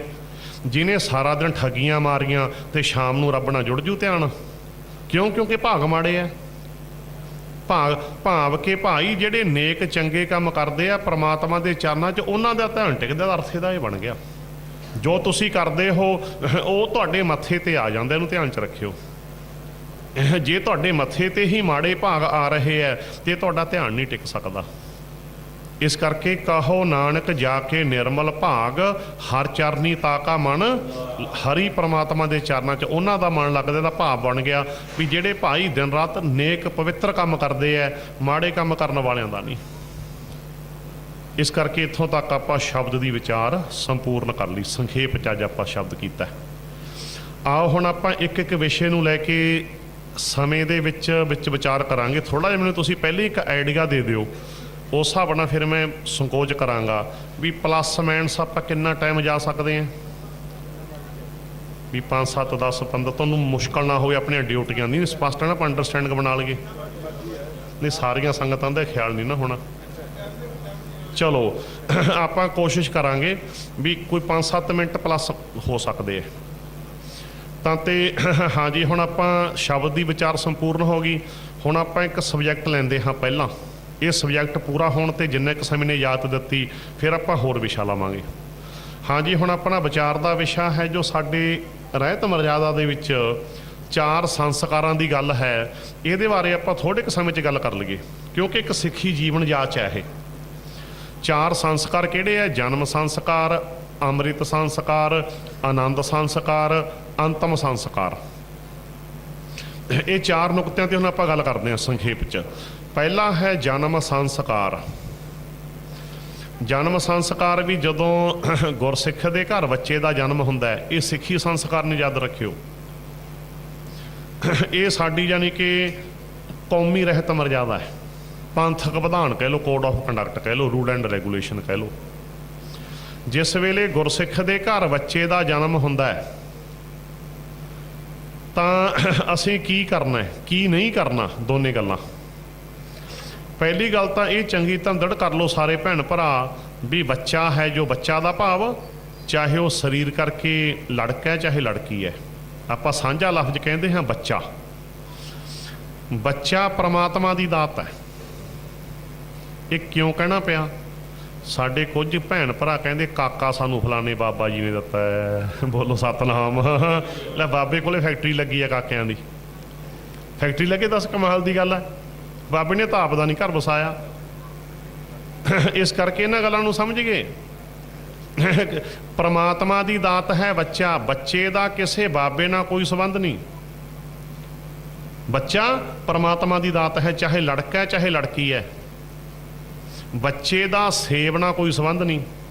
ਜੋੜਤਾ ਨਾ, ਕਹਿੰਦੇ ਬਾਬਾ ਜੀ ਪੂਰਨਮਾਸ਼ੀ ਨੂੰ ਸੇਬ ਦਿੰਦੇ ਆ ਅਰਦਾਸ ਕਰਕੇ, ਫਿਰ ਮੁੰਡਾ ਹੀ ਹੁੰਦਾ, ਮੁੰਡਾ ਹੀ ਹੁੰਦਾ। ਫਿਰ ਪੂਰਨਮਾਸ਼ੀ ਨੂੰ ਦਿੰਦੇ ਆ ਸੇਬ। ਕਿਤੇ ਵੀ ਨਾ ਤਾਂ ਮੈਡੀਕਲ ਸਾਇੰਸ ਦੇ ਨਾਲ ਕੋਈ ਸੰਬੰਧ ਹੈ ਸੇਬ ਦਾ, ਜਾਣੀ ਕਿ ਲੜਕੇ ਨਾਲ, ਨਾ ਹੀ ਅਧਿਆਤਮ ਸਾਇੰਸ ਗੁਰਬਾਣੀ 'ਚ ਕਿਤੇ ਲਿਖਿਆ ਵੀ ਸੇਬ ਦਾ ਸੰਬੰਧ ਲੜਕੇ ਨਾਲ। ਲਿਖਿਆ ਤਾਂ ਦੱਸ ਦਿਓ ਤੁਸੀਂ। ਸੋ ਇਹ ਕਿਸੇ ਬਾਬੇ ਦੀ ਦਾਤ ਨਹੀਂ ਹੁੰਦੀ, ਇਹ ਤਾਂ ਐਵਰੇਜ ਹੁੰਦੀ ਹੈ। ਐਵਰੇਜ ਸਮਝ ਗਏ ਨਾ? ਵੀ ਮੰਨ ਲਓ ਕਿਸੇ ਨੇ ਪਖੰਡ ਚਲਾ ਲਿਆ, ਮੰਨ ਲਓ 50 ਭੈਣਾਂ ਆ ਗਈਆਂ, 50 ਨੂੰ ਸੇਬ ਦੇ ਤੇ ਕਿਸੇ ਬਾਬੇ ਨੇ। ਹੁਣ ਸਾਰੀਆਂ ਤਾਂ ਲੜਕੀਆਂ ਨਹੀਂ ਹੋਣੀਆਂ, ਸਾਰੇ ਲੜਕੇ ਨਹੀਂ ਹੋਣੇ। ਮੰਨ ਲਓ 20 ਲੜਕੇ ਵੀ ਹੋ ਗਏ, 30 ਲੜਕੀਆਂ ਹੋ ਗਈਆਂ, 20 ਨੇ ਤਾਂ ਬੱਲੇ ਬੱਲੇ ਕਰਨੀ ਬਾਬੇ ਦੀ, 10 ਨੂੰ ਦੱਸਣਾ ਇੱਕ ਇੱਕ ਨੇ। ਭੈਣੇ ਚੱਲ ਤੈਨੂੰ ਲੈ ਕੇ ਚੱਲਾਂ ਫਲਾਨੇ ਬਾਬਾ ਜੀ ਤੋਂ ਸੇਬ ਲਿਆਂਦਾ ਸੀ ਅਸੀਂ ਪੂਰਨਮਾਸ਼ੀ ਨੂੰ। 200 ਆ ਗਈਆਂ, ਇੱਕ ਨੇ 10 ਨੂੰ 20 200 ਨੂੰ ਸੇਬ ਫੇਰ ਦੇਤਾ। 200 ਦੇ ਵਿੱਚੋਂ ਐਵਰੇਜ ਵੱਧ ਨਿਕਲੂ। ਐਵਰੇਜ ਤਾਂ ਆਪਣੀ ਸਮਝ ਗਈ, ਔਸਤ ਭਾਵ ਕਿ 1 ਸਾਲ ਦੇ ਵਿੱਚ ਉਹ ਬਾਬਾ ਮਸ਼ਹੂਰ ਹੋ ਜੂ। ਜੇ ਤੁਸੀਂ ਕਹੋਗੇ ਪਖੰਡ ਹੈ, ਤੁਹਾਡੇ ਕਨੀ ਲੋਕ ਜਾੜਾਂ ਕੱਢਣਗੇ, ਕਾਮਰੇਡ ਲੱਗਦਾ ਹੈ, ਨਾਸਤਕ ਲੱਗਦਾ, ਨਿੰਦਕ ਹੈ ਮਹਾਂਪੁਰਖਾਂ ਦਾ। ਤਾਂ ਉੱਥੇ ਉਹੀ ਇਕੱਠੇ ਹੋਏ ਹੈ ਜਿਨ੍ਹਾਂ ਤੇ ਸੇਬ ਵਾਲਾ ਤੁੱਕਾ ਲੋਟ ਆ ਗਿਆ। ਉਹ ਕਹਿਣਗੇ ਅਸੀਂ ਸੇਬ ਲੈ ਕੇ ਗਏ ਸੀ, ਸਾਡੇ ਹੋਇਆ ਦੂਜਾ ਖੋ ਅਸੀਂ ਲੈ ਕੇ। ਗੱਲ ਮੁਕਾਓ, ਤੁਹਾਨੂੰ ਪੈ ਜਾਣਗੇ ਸਾਰੇ। ਹਾਂਜੀ, ਕਿਉਂਕਿ ਉੱਥੇ ਤੁੱਕਾ ਲੋਟ ਠੀਕ ਆ ਗਿਆ। ਤਾਂ ਤੇ ਬੱਚਾ ਪ੍ਰਮਾਤਮਾ ਦੀ ਦਾਤ ਹੈ। ਦੇਖੋ ਮਾਲਕ ਦਾ ਹੁਕਮ ਬੇਬੇ ਨਾਨਕੀ ਜੀ ਦੀ ਕੁੱਖ ਤੋਂ, ਬੇਬੇ ਨਾਨਕੀ ਦਾ ਭਾਵ ਗੁਰੂ ਨਾਨਕ ਸਾਹਿਬ ਦੀ ਵੱਡੀ ਭੈਣ, ਕਿਸੇ ਬੱਚੇ ਦਾ ਜਨਮ ਨਹੀਂ ਹੋਇਆ। ਐਸੇ ਹੀ ਮਾਲਕ ਦਾ ਹੁਕਮ ਹੈ। ਪਰ ਗੁਰੂ ਨਾਨਕ ਬਾਬਾ ਜੀ ਨੇ ਨਹੀਂ ਕਿਹਾ ਭੈਣੇ ਮੈਂ ਤੈਨੂੰ ਸੇਬ ਦੇ ਦੇਣਾ। ਹਾਂ, ਗੱਲਾਂ ਕਰਨੀਆਂ ਪੈਂਦੀਆਂ ਜੀ, ਨਾ ਕਿਉਂਕਿ ਪਖੰਡ, ਨਾ ਜੀ ਨਾ ਭੈਣ ਨਾਨਕੀ ਨੇ ਕਿਹਾ ਵੀ ਵੀਰ ਮੈਨੂੰ ਸੇਬ ਦੇ ਦੇ। ਭੈਣ ਨਾਨਕੀ ਦੀ ਕੁੱਖ ਤੋਂ ਕਿਸੇ ਬੱਚੇ ਦਾ ਜਨਮ ਨਹੀਂ ਹੋਇਆ। ਜੋ ਮਾਲਕ ਦਾ ਹੁਕਮ ਗੱਲ ਤਾਂ ਸਮਝਣੀਆਂ ਪੈਂਦੀਆਂ ਨੇ ਨਾ। ਇਸ ਕਰਕੇ ਇਸ ਯਾਨੀ ਕਿ ਇਸ ਚੱਕਰ ਵਿੱਚ ਹੀ ਬੜੇ ਡੇਰੇ ਕਾਮਯਾਬ ਹੋ ਗਏ, ਬੜੇ ਬਾਬੇ ਤਾਂ ਹੀ ਕਾਮਯਾਬ ਹੋ ਗਿਆ ਮੁੰਡੇ ਵਾਲੇ ਚੱਕਰ 'ਚ ਹੀ। ਦੇਖੋ ਤੁੱਕੇ ਲੋਟ ਬਸ ਜਿਹੜਾ ਆ ਗਿਆ ਉਸ ਨੂੰ ਦੇ ਦੇਣਾ ਸੇਵ, ਜਿਹੜਾ ਆ ਗਿਆ ਬਸ ਜਿਨ੍ਹਾਂ ਦੇ ਹੋ ਗਿਆ ਬੱਲੇ ਬੱਲੇ ਬੱਲੇ ਬੱਲੇ, ਜਿਹੜਾ ਨਾ ਹੋਇਆ ਕਿਹੜਾ ਕੁਛ ਗਿਆ। ਤੁਹਾਡੇ ਵਾਲੇ ਸੇਵ ਆ, ਤੁਹਾਨੂੰ ਹੀ ਮੋੜ ਕੇ ਦਿੱਤੇ ਆ। ਹਾਂ ਹੋਰ ਕੀ ਹੈ। ਇਸ ਕਰਕੇ ਸੇਵ ਦੇ ਨਾਲ ਬੱਚੇ ਦਾ ਕੋਈ ਸੰਬੰਧ ਨਹੀਂ। ਇਹ ਗੱਪ ਕਹਾਣੀਆਂ ਹੁੰਦੀਆਂ ਜੋ ਜੋੜੀਆਂ ਹੁੰਦੀਆਂ, ਜਿਹੜੇ ਬਾਬਿਆਂ ਦੇ ਚੇਲੇ ਸੁਣਾਈ ਜਾਂਦੇ ਸਤਰੀਜਾਂ ਤੋਂ। ਭਾਈ ਬਾਬਾ ਜੀ ਨੇ ਸੇਵ ਦੇਤਾ ਪੂਰਨਮਾਸ਼ੀ ਨੂੰ, ਸਾਲ ਮੌਰਨ ਦੇ ਜੋੜੇ ਮੁੰਡੇ ਹੋ ਗਏ, ਬੋਲੋ ਭਾਈ ਸਤਨਾਮ। ਇਹ ਸਟੇਜਾਂ ਦੇ ਉੱਤੇ ਗੁਰੂ ਗ੍ਰੰਥ ਸਾਹਿਬ ਦੀ ਵਿੱਚ ਬੈਠ ਕੇ ਗੱਪ ਮਾਰਦੇ ਆ, ਇਹ ਮਹਾਪਾਪ ਕਰਦੇ ਆ। ਇਹ ਗੁਰੂ ਗ੍ਰੰਥ ਸਾਹਿਬ ਵਿੱਚ ਬੈਠ ਕੇ ਗੱਪ ਕਹਾਣੀਆਂ, ਜਿੰਨਾ ਡੇਰਾਵਾਦ ਹੈ ਬਾਬਾਵਾਦ ਹੈ, ਇਹ ਗੱਪ ਕਹਾਣੀਆਂ ਤੇ ਉਸਰਿਆ। ਹਰ ਬਾਬੇ ਨਾਲ 5-7 ਗੱਪ ਜੁੜੇ ਹੁੰਦੇ ਆ, ਹਰ ਡੇਰੇ ਦੇ ਨਾਲ। ਡੇਰੇ ਗੱਪਾਂ ਤੇ ਉਸਰੇ ਹੋਏ ਆ। ਡੇਰਿਆਂ ਦੀ ਨੀਂਹ ਕੀ ਹੈ? ਗੱਪ। ਡੇਰੇ ਗੁਰਬਾਣੀ ਦੇ ਗਿਆਨ ਤੇ ਨਹੀਂ ਖੜੇ, ਡੇਰੇ ਖੜੇ ਆ ਗੱਪ ਕਹਾਣੀਆਂ ਤੇ। ਸੁਣਾ ਦਿਆਂ 2-3 ਹੋਰ ਬਾਬਿਆਂ ਵਾਲੀ ਕਥਾ। ਬਾਬਾ ਜੀ ਤੁਰੇ ਜਾਂਦੇ ਸੀ, ਭਾਈ ਕੌੜ ਤੂੰਬਿਆਂ ਦੀ ਬਲ ਨੂੰ ਪੈਰ ਲੱਗ ਗਿਆ, ਕੌੜ ਤੂੰਬੇ ਮਿੱਠੇ ਹੋ ਗਏ, ਬੋਲੋ ਭਾਈ ਸਤਨਾਮ। ਬਾਬਾ ਜੀ ਦੀਵਾਨ ਲਾਉਣ ਜਾਂਦੇ ਸੀ, ਭਾਈ ਨਹਿਰਾਂ ਦੇ ਕੰਢਿਆਂ ਤੇ ਜਾ ਕੇ ਗੱਡੀ ਦਾ ਤੇਲ ਮੁੱਕ ਗਿਆ। ਬਾਬਾ ਜੀ ਕਹਿੰਦੇ ਨਹਿਰ 'ਚੋਂ ਪਾਣੀ ਦੀ ਕੇਨੀ ਭਰ ਕੇ ਪਾ ਲਓ। ਹਾਂ ਅਸੀਂ ਪਾਣੀ ਦੀ ਕੇਨੀ ਪਾਲੀ, ਪਾਣੀ ਬਣ ਗਿਆ ਤੇਲ, ਬੋਲੋ ਭਾਈ ਸਤਨਾਮ। ਗੱਪ ਸੁਣਾਈ ਜਾਂਦੇ ਆ। ਗੱਪ ਇੱਦਾਂ ਦੇ ਬੜੇ ਗੱਪ ਕਹਾਣੀਆਂ। ਬਾਬਿਆਂ ਨੇ ਫਲਾਣੇ ਤੋਂ ਭੂਤ ਭਜਾਤੇ, ਬਾਬਿਆਂ ਨੇ ਭਾਈ ਤਪੱਸਿਆ ਕੀਤੀ, ਸਾਰੇ ਦੇਵਤੇ ਉੱਤਰ ਕੇ ਆ ਗਏ ਆਕਾਸ਼ ਤੋਂ ਧਰਤੀ ਤੇ, 33 ਕਰੋੜ ਕਹਿੰਦੇ ਉੱਤਰ ਕੇ। ਜਦ ਕਿ ਬਾਣੀ ਕਹਿੰਦੇ ਸਰਬੰ ਸੱਚ ਹੈ ਕਿ ਦੂਜਾ ਨਹੀਂ। ਕਹਿੰਦੇ ਕੱਲਾ ਅਗਨ ਦੇਵਤਾ ਨਹੀਂ ਆਇਆ, ਸਾਰੇ ਆ ਗਏ। ਬਾਬਾ ਜੀ ਅਗਨ ਦੇਵਤਾ ਨਾਲ ਗੁੱਸੇ ਹੋ ਗਏ। ਬਾਬਾ ਜੀ ਕਹਿੰਦੇ ਮੁੜ ਕੇ ਅਗਨ ਦੇਵਤਾ ਮੱਥੇ ਨਹੀਂ ਲਾਉਣਾ, ਪੱਕੀਆਂ ਪਕਾਈਆਂ ਆਉਣ ਦਿਓ, ਅੱਗ ਨਹੀਂ ਮਚਾਉਣੀ। ਮੁੜ ਕੇ ਗੱਪ ਚੱਲ ਗਿਆ, ਡੇਰਾ ਚੱਲ ਗਿਆ, ਬੋਲੋ ਸਤਨਾਮ। ਚੱਲ ਗਿਆ। ਹਾਂਜੀ ਇਹ ਗੱਪ ਨੇ ਜੀ, ਨਿੰਦਾ ਨਹੀਂ, ਗੱਪ ਨੇ ਇਹ, ਗੱਪ ਨੇ, ਗੱਪ ਕਹਾਣੀਆਂ। ਗੱਪ ਕਹਾਣੀਆਂ ਤੋਂ ਛਿੜਾ ਡੇਰਾਵਾਦ ਬਾਬਾਵਾਦ। ਗੱਪ ਇੱਦਾਂ ਪਤਾ ਨਹੀਂ ਇੱਦਾਂ ਦੇ ਕਿੰਨੇ ਗੱਪ ਚੱਲਦੇ ਆ। ਸੋ ਇਹ ਤੁਸੀਂ ਗੱਪਾਂ ਦੀ ਸਵਾਹ ਨਾ ਫੱਕਿਆ ਕਰੋ, ਗੁਰਬਾਣੀ ਗਿਆਨ ਦਾ ਅੰਮ੍ਰਿਤ ਪੀਆ ਕਰੋ। ਇਹ ਤੁਹਾਨੂੰ ਦੱਸਣ ਵਾਸਤੇ ਮੈਨੂੰ ਕੁਛ ਦੱਸਣਾ ਪਿਆ, ਵਿਆਹ ਕਰਨ ਵਾਸਤੇ ਤੁਹਾਨੂੰ ਵੀ ਆਹ ਕਥਾ ਚੱਲਦੀ ਹੈ। ਕਥਾ ਇਹ ਕਥਾ ਨਹੀਂ, ਡੇਰੇਦਾਰਾਂ ਦੀ ਕਥਾ ਹੁੰਦੀ ਹੈ ਇਹ, ਡੇਰੇਦਾਰਾਂ ਦੀ। ਉਹ ਭਾਈ ਫਲਾਣੇ ਥਾਂ ਤੇ ਗੁਫਾ 'ਚ ਬੈਠੇ ਆ, 20-20 ਫੁੱਟ ਦੇ ਸ਼ਹੀਦ, ਬੱਲੇ ਬੱਲੇ। 20 ਫੁੱਟ ਦਾ ਬੰਦਾ ਦੇਖਿਆ ਕਦੇ ਕਿਸੇ ਨੇ? ਸ਼ਹੀਦ ਮਨੁੱਖ ਜਨਮ 'ਚ ਆ ਕੇ ਜੋ ਸੱਚ ਤੋਂ ਕੁਰਬਾਨ ਹੋ ਜੇ ਸ਼ਹੀਦ ਉਹੀ ਹੁੰਦਾ ਨਾ, ਹੋਰ ਵੱਖਰੇ ਸ਼ਹੀਦ ਤਾਂ ਕੋਈ ਨਹੀਂ ਹੁੰਦੇ। ਕਿਸੇ ਨੇ 20 ਫੁੱਟ ਦਾ ਬੰਦਾ ਦੇਖਿਆ ਕਦੇ ਧਰਤੀ ਤੇ? ਹੋਇਆ ਕੋਈ? 20 ਫੁੱਟ ਦੇ ਸ਼ਹੀਦ ਕਿੱਥੋਂ ਆ ਗਏ? ਕਿੱਥੋਂ ਆ ਕੇ 20 ਫੁੱਟ ਦੇ ਸ਼ਹੀਦ? ਪੁੱਛਿਆ ਕਰੋ ਤਾਂ ਬਾਂਹ ਫੜ ਕੇ, ਐਵੇਂ ਨਾ ਗੱਪ ਸੁਣੀ ਜਾਇਆ ਕਰੋ। 20 ਫੁੱਟ ਦੇ ਸ਼ਹੀਦ ਹੋ ਗਏ ਜੀ। ਹੋਰ ਪਤਾ ਨਹੀਂ ਕਿੰਨੇ ਕਿੰਨੇ ਗੱਪ। ਤਾਂ ਤੁਹਾਨੂੰ ਮੈਂ ਇੱਕ ਨਮੂਨਾ ਹੀ ਦਿੱਤਾ, ਨਮੂਨਾ ਹੀ ਦਿੱਤਾ। ਤਾਂ ਇਸ ਕਰਕੇ ਇਹਨਾਂ ਗੱਲਾਂ ਤੋਂ ਬਚੋ। ਆਪਾਂ ਵਿਸ਼ੇ ਵੱਲ ਆਈਏ, ਨਾਲ ਨਾਲ ਇਹ ਨੁਕਤਾ ਆਪਾਂ ਸਮਝ ਲਿਆ ਚੰਗੀ ਤਰ੍ਹਾਂ। ਗੁਰਬਾਣੀ ਦੇ ਗਿਆਨ ਅੰਮ੍ਰਿਤ ਨੂੰ ਪੀਆ ਕਰੋ, ਇਹ ਗੱਪ ਕਹਾਣੀਆਂ ਦੀ ਸਵਾਹ ਨਾ ਫੱਕਿਆ ਕਰੋ। ਪੱਕਾ ਕਰ ਲਓ ਇਸ ਗੱਲ ਨੂੰ। ਤਾਂ ਤੇ ਹਾਂਜੀ ਆਓ ਨਾਲ ਨਾਲ ਆਪਾਂ ਵਿਸ਼ੇ ਵੱਲ ਆਈਏ। ਗੱਲ ਚੱਲ ਸੀ ਜਨਮ ਸੰਸਕਾਰ। ਬੱਚਾ ਪਰਮਾਤਮਾ ਜੀ ਦੀ ਦਾਤ ਹੈ, ਹਰ ਦਾਤ ਪਰਮਾਤਮਾ ਦੀ ਗੱਲ ਖਤਮ ਹੈ। ਕਿਉਂ? ਦੂਜਾ ਦਾਤਾ ਕੋਈ ਹੈ ਨਹੀਂ, ਸਭਨਾ ਜੀਆਂ ਕਾ ਇੱਕ ਦਾਤਾ ਸੋ ਮੈਂ ਵਿਸਰਨਾ, ਦੱਦਾ ਦਾਤਾ ਏਕ ਹੈ ਸਭ ਕੋ, ਦੇਵਨਹਾਰ ਦੇਂਦੇ ਤੋਟਣਾ ਆਵੀ ਅਗਣਤ ਭਰੇ, ਇੱਕੋ ਹੀ ਸਭ ਜਗ ਫਿਰ ਮੈਂ। ਪੰਕਤੀ ਪੜ੍ਹ ਲਓ। ਸਭ ਜਗ ਫਿਰ ਮੈਂ ਦੇਖਿਆ ਹਰ ਇੱਕੋ ਦਾਤਾ,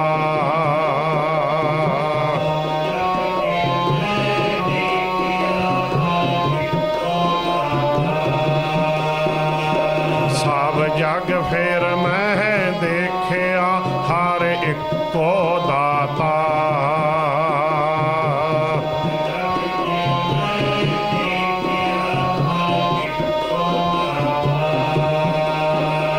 ਉਹ ਪਾਈ ਕਿਤੈ ਨਾ ਪਾਈਐ ਹਰ ਕਰਮ ਵਿਦਾਤਾ,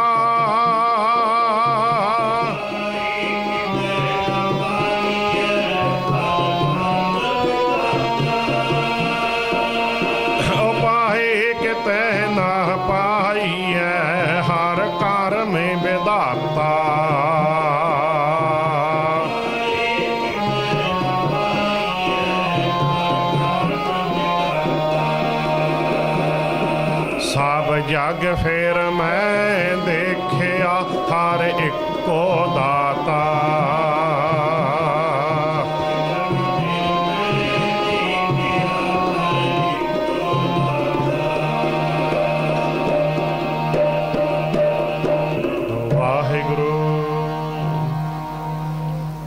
ਇੰਨੀ ਗੱਲ ਆਪਾਂ ਸਮਝ ਲਈ ਬਾਣੀ ਵਿੱਚੋਂ ਵੀ ਇੱਕ ਦਾਤਾ ਹੈ ਬਸ, ਦੂਜਾ ਦਾਤਾ ਕੋਈ ਨਹੀਂ, ਇੱਕੋ ਹੀ ਦਾਤਾ ਪੱਕਾ ਕਰ ਲਓ, ਦ੍ਰਿੜ ਕਰ ਲਓ। ਇਸ ਕਰਕੇ ਪਹਿਲਾ ਨੁਕਤਾ ਸਮਝ 'ਚ ਆ ਗਿਆ ਵੀ ਇੱਦਾਂ ਬੱਚੇ ਦੇ ਚੱਕਰ ਵਿੱਚ ਜਾਂ ਲੜਕੇ ਦੇ ਚੱਕਰ ਵਿੱਚ ਵੀ ਲੜਕੀਆਂ ਕਿ ਐਵੇਂ ਸੇਬ ਲੈਂਦੇ ਤੁਰੇ ਫਿਰਨਾ, ਥਾਂ ਥਾਂ 'ਤੇ ਗੇੜੇ ਖਾਂਦੇ ਫਿਰਨਾ, ਇਹ ਆਪਾਂ ਛੱਡ ਦਈਏ। ਬੱਚਾ ਪਰਮਾਤਮਾ ਦੀ ਜਾਤ ਹੈ, ਲੜਕਾ ਚਾਹੇ ਲੜਕੀ ਹੈ, ਪਰਮਾਤਮਾ ਦਾ ਸ਼ੁਕਰਾਨਾ ਕਰੀਏ ਬੱਚੇ ਦੇ ਜਨਮ 'ਤੇ। ਸਾਰੇ ਨਹੀਂ ਕਹਿੰਦਾ, ਕੁਝ ਸਾਡੀਆਂ ਮਾਈਆਂ, ਕੁਝ ਕਿਹਾ ਮੈਂ, ਸਾਰੇ ਨਹੀਂ ਕਿਹਾ, ਕੁਝ ਮਾਈਆਂ ਸਿਆਣੀਆਂ ਹੁੰਦੀਆਂ। ਕੁਝ ਮੰਨ ਲਓ ਪੋਤੀ ਦਾ ਜਨਮ ਹੋਇਆ, ਰੱਬ ਨੂੰ ਸ਼ੇਰ ਦੇ ਲਾਂਭੇ ਦਿੰਦੀਆਂ। ਕੁਝ ਸ਼ੇਰ ਦੇ ਲੈ ਸਾਡਾ ਘਰ ਤੇ ਆਇਆ ਸੀ ਰੱਬ ਨੂੰ, ਲੈ ਗਵਾਂਢੀਆਂ ਦੇ ਸਿੱਟਣ ਦਾ ਪੱਥਰ ਇਹ, ਸਾਡੇ ਪੱਲੇ ਹੀ ਪੱਥਰ ਪਾਉਣਾ ਸੀ। ਤੇ ਫਿਰ ਕਹਿਣਾ ਪੈਂਦਾ ਮਾਂ ਜੀ ਜੇ ਪੋਤੀ ਪੱਥਰ ਹੈ ਤਾਂ ਪੋਤੀ ਛੋਟਾ ਪੱਥਰ ਹੈ, ਤੂੰ ਵੱਡਾ ਪੱਥਰ ਹੈ। ਬੋਲੋ ਸਤਨਾਮ। ਫਿਰ ਐਂ ਕਹਿਣਾ ਪਊ ਵੀ ਖਰੀ ਜੀ ਗੱਲ ਹੈ ਨਾ। ਫਿਰ ਦਾਦੀ ਨੂੰ ਤਾਂ ਵੱਡਾ ਪੱਥਰ ਹੀ ਕਹੋ, ਫਿਰ ਤਾਂ ਪਹਾੜ ਹੀ ਹੋਊਗੀ ਦਾਦੀ ਤਾਂ, ਫਿਰ ਪੱਥਰ ਵੀ ਕਿਉਂ, ਦਾਦੀ ਵੀ ਕਦੇ ਧੀ ਸੀ, ਜਨਮ ਹੋਇਆ ਸੀ ਕਿਤੇ। ਜੇ ਪੋਤੀ ਪੱਥਰ ਹੈ ਤਾਂ ਦਾਦੀ ਮਾਂ ਨੂੰ ਕਹਿਣਾ ਤੂੰ ਵੱਡਾ ਪੱਥਰ ਹੈ। ਫਿਰ ਤੇ ਕਈ ਫਿਰ ਇੱਦਾਂ ਗੱਲਾਂ ਕਰਦੀਆਂ ਮਾਈਆਂ, ਕੁਝ ਸਾਰੀਆਂ ਨਹੀਂ ਕਹਿੰਦਾ ਜੋ ਬਾਣੀ ਨਾਲ ਜੁੜੀਆਂ ਉਹ ਨਹੀਂ, ਕੁਝ ਤਾਂ ਇੱਦਾਂ ਮੰਨ ਲਓ ਜੋ ਬੱਚਾ ਜਨਮ ਹੋਇਆ ਨਾ, ਬੱਚੇ ਦੀ ਮਾਤਾ ਨੂੰ, ਜਿਸ ਬੀਬੀ ਦੀ ਕੁੱਖ ਤੋਂ ਬੱਚੇ ਦਾ, ਕੋਈ ਨਹੀਂ ਕੁੜੇ ਦਿਲ ਰੱਖੀ, ਦਿਲ ਐਂ ਗੱਲਾਂ ਕਰਦੀਆਂ ਜਿਵੇਂ ਕੋਈ ਡੈਸ਼ ਲੱਗਦਾ ਨਹੀਂ, ਭਾਵ ਕਿ ਇੱਦਾਂ ਸੋਗ ਜਾਂ ਪਾਲਦੇ ਲੜਕੀ ਦੇ ਜਨਮ 'ਤੇ, ਐਂ ਨਹੀਂ ਲੱਗਦਾ ਵੀ ਜਨਮ ਹੋਇਆ, ਇੱਦਾਂ ਸੋਗ ਪੈਂਦਾ ਜਿਵੇਂ ਘਰੋਂ ਕੋਈ ਤੁਰ ਗਿਆ ਹੁੰਦਾ ਹੈ। ਬੋਲੋ ਸਤਨਾਮ। ਹਾਂ ਸੱਚ ਜਾਣੋ, ਹਾਂਜੀ ਸੱਚ। ਜਿਵੇਂ ਕੋਈ ਪੁਰਾਣੀ ਚੜ੍ਹਾਈ ਕਰਦੇ ਨਾ, ਇੱਕ ਦੂਜੇ ਨੂੰ ਦਰਅਸਲ ਹੁਕਮ ਹੈ ਚਲੋ ਕੋਈ ਦਿਲ ਰੱਖੀ, ਲੜਕੀ ਦੇ ਜਨਮ 'ਤੇ ਐਂ ਕਹਿੰਦੇ ਕੋਈ ਨਹੀਂ ਕੁੜੇ ਦਿਲ ਰੱਖੀ, ਲੈ ਦਿਲ ਰੱਖੀ, ਲੈ ਦੱਸੋ ਕਮਾਲ ਦੀ ਗੱਲ ਹੈ। ਇਸ ਕਰਕੇ ਇਹਨਾਂ ਗੱਲਾਂ ਨੂੰ ਸਮਝ ਗਏ, ਇਹ ਸੋਚ ਨੂੰ ਬਦਲ ਗਏ ਤੇ ਬੱਚੀ ਦਾ ਕਤਲ ਕੁੱਖ ਦੇ ਵਿੱਚ ਕਦੇ ਨਾ ਕਰਾਈਏ। ਕੁੜੀ ਮਾਰ ਸਿੱਖੀ ਵਿੱਚੋਂ ਖਾਰਜ ਹੈ, ਡਿਸਮਿਸ, ਸੁਣਵਾਈ ਕਿਤੇ ਨਹੀਂ, ਭਾਵ ਖਾਰਜ ਦਾ ਇੱਕ ਤਾਂ ਸਸਪੈਂਡ ਹੁੰਦਾ ਨਾ, ਮੁਅੱਤਲ ਹੁੰਦਾ ਨਾ, ਸੁਣਵਾਈ ਹੈ ਬਰੀ ਹੋ ਜਾਂਦਾ, ਆਪਣਾ ਪੱਖ ਪੇਸ਼ ਕਰੇ ਵੀ ਆਹ ਹਾਲਾਤ ਇੱਦਾਂ ਸੀ, ਮੈਥੋਂ ਇਹ 'ਚ ਆਹ ਤਾਂ ਹੋਇਆ, ਇੱਦਾਂ ਤਾਂ ਕਰਨਾ ਪਿਆ। ਕੁੜੀ ਮਾਰ ਸਿੱਖੀ 'ਚੋਂ ਖਾਰਜ, ਡਿਸਮਿਸ, ਸੁਣਵਾਈ ਨਹੀਂ ਹੋਣੀ, ਸੁਣਵਾਈ ਵੀ ਨਹੀਂ ਹੁੰਦੀ, ਸਮਝ ਲਈਏ। ਇਸ ਕਰਕੇ ਬੱਚੀ ਦਾ ਕਤਲ ਕੁੱਖ ਵਿੱਚ ਕਦੇ ਵੀ ਨਾ ਕਰਾਈਏ।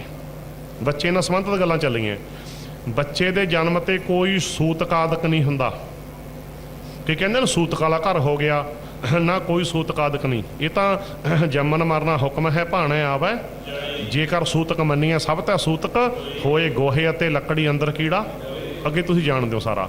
ਕੋਈ ਸੂਤਕ ਆਦਿਕ ਦਾ ਭਰਮ ਨਹੀਂ ਕਰਨਾ।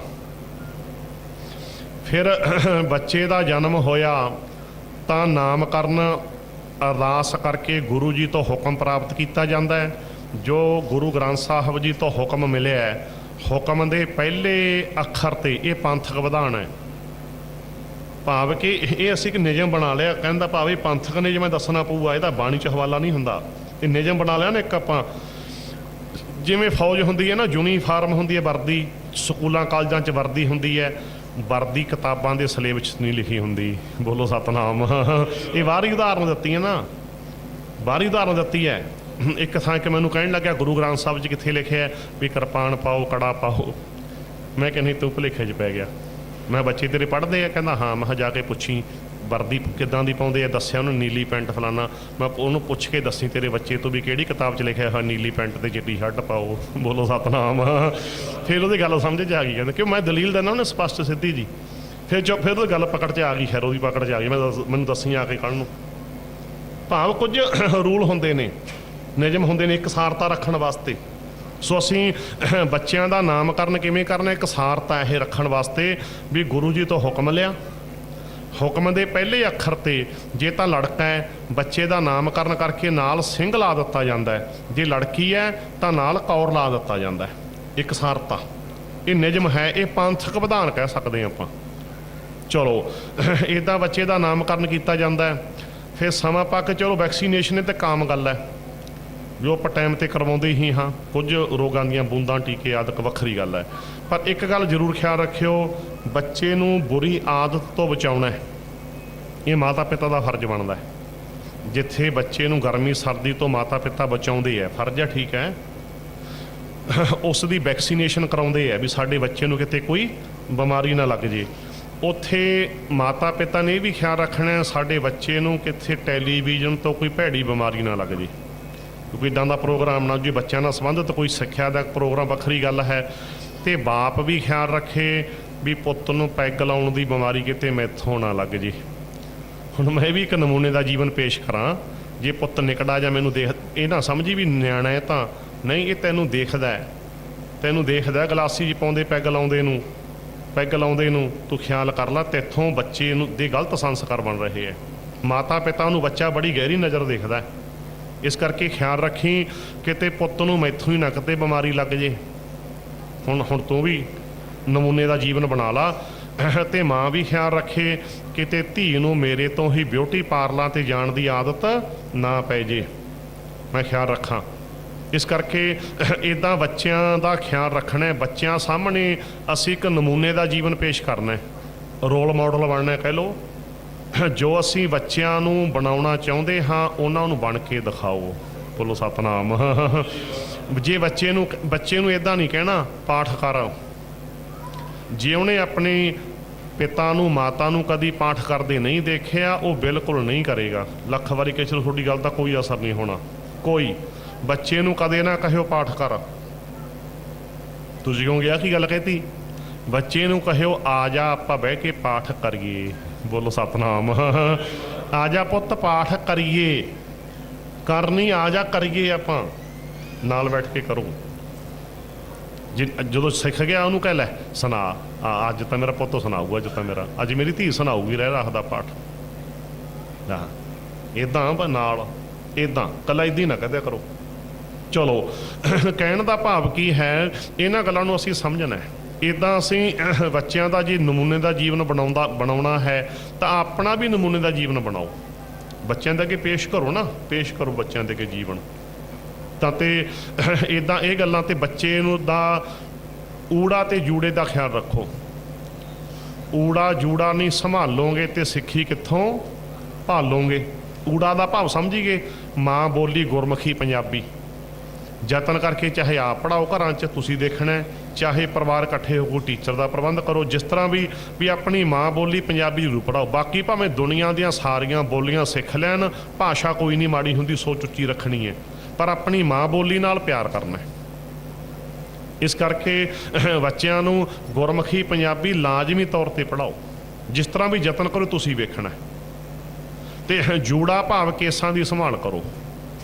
ਇਹ ਮਾਤਾ ਦਾ ਫਰਜ਼ ਹੁੰਦਾ ਹੈ। ਕਈ ਮਾਈਆਂ, ਸਾਰੀਆਂ ਨਹੀਂ ਕਹਿੰਦਾ, ਕੁਝ ਨੇ ਵੀ ਬੱਚੇ ਦੇ ਕੇਸ ਵਾਹੁਣੇ ਪੈਣਗੇ, ਜੂੜਾ ਕਰਨਾ ਪਊਗਾ, ਪਟਕਾ ਬੰਨ੍ਹਣਾ ਪਊਗਾ।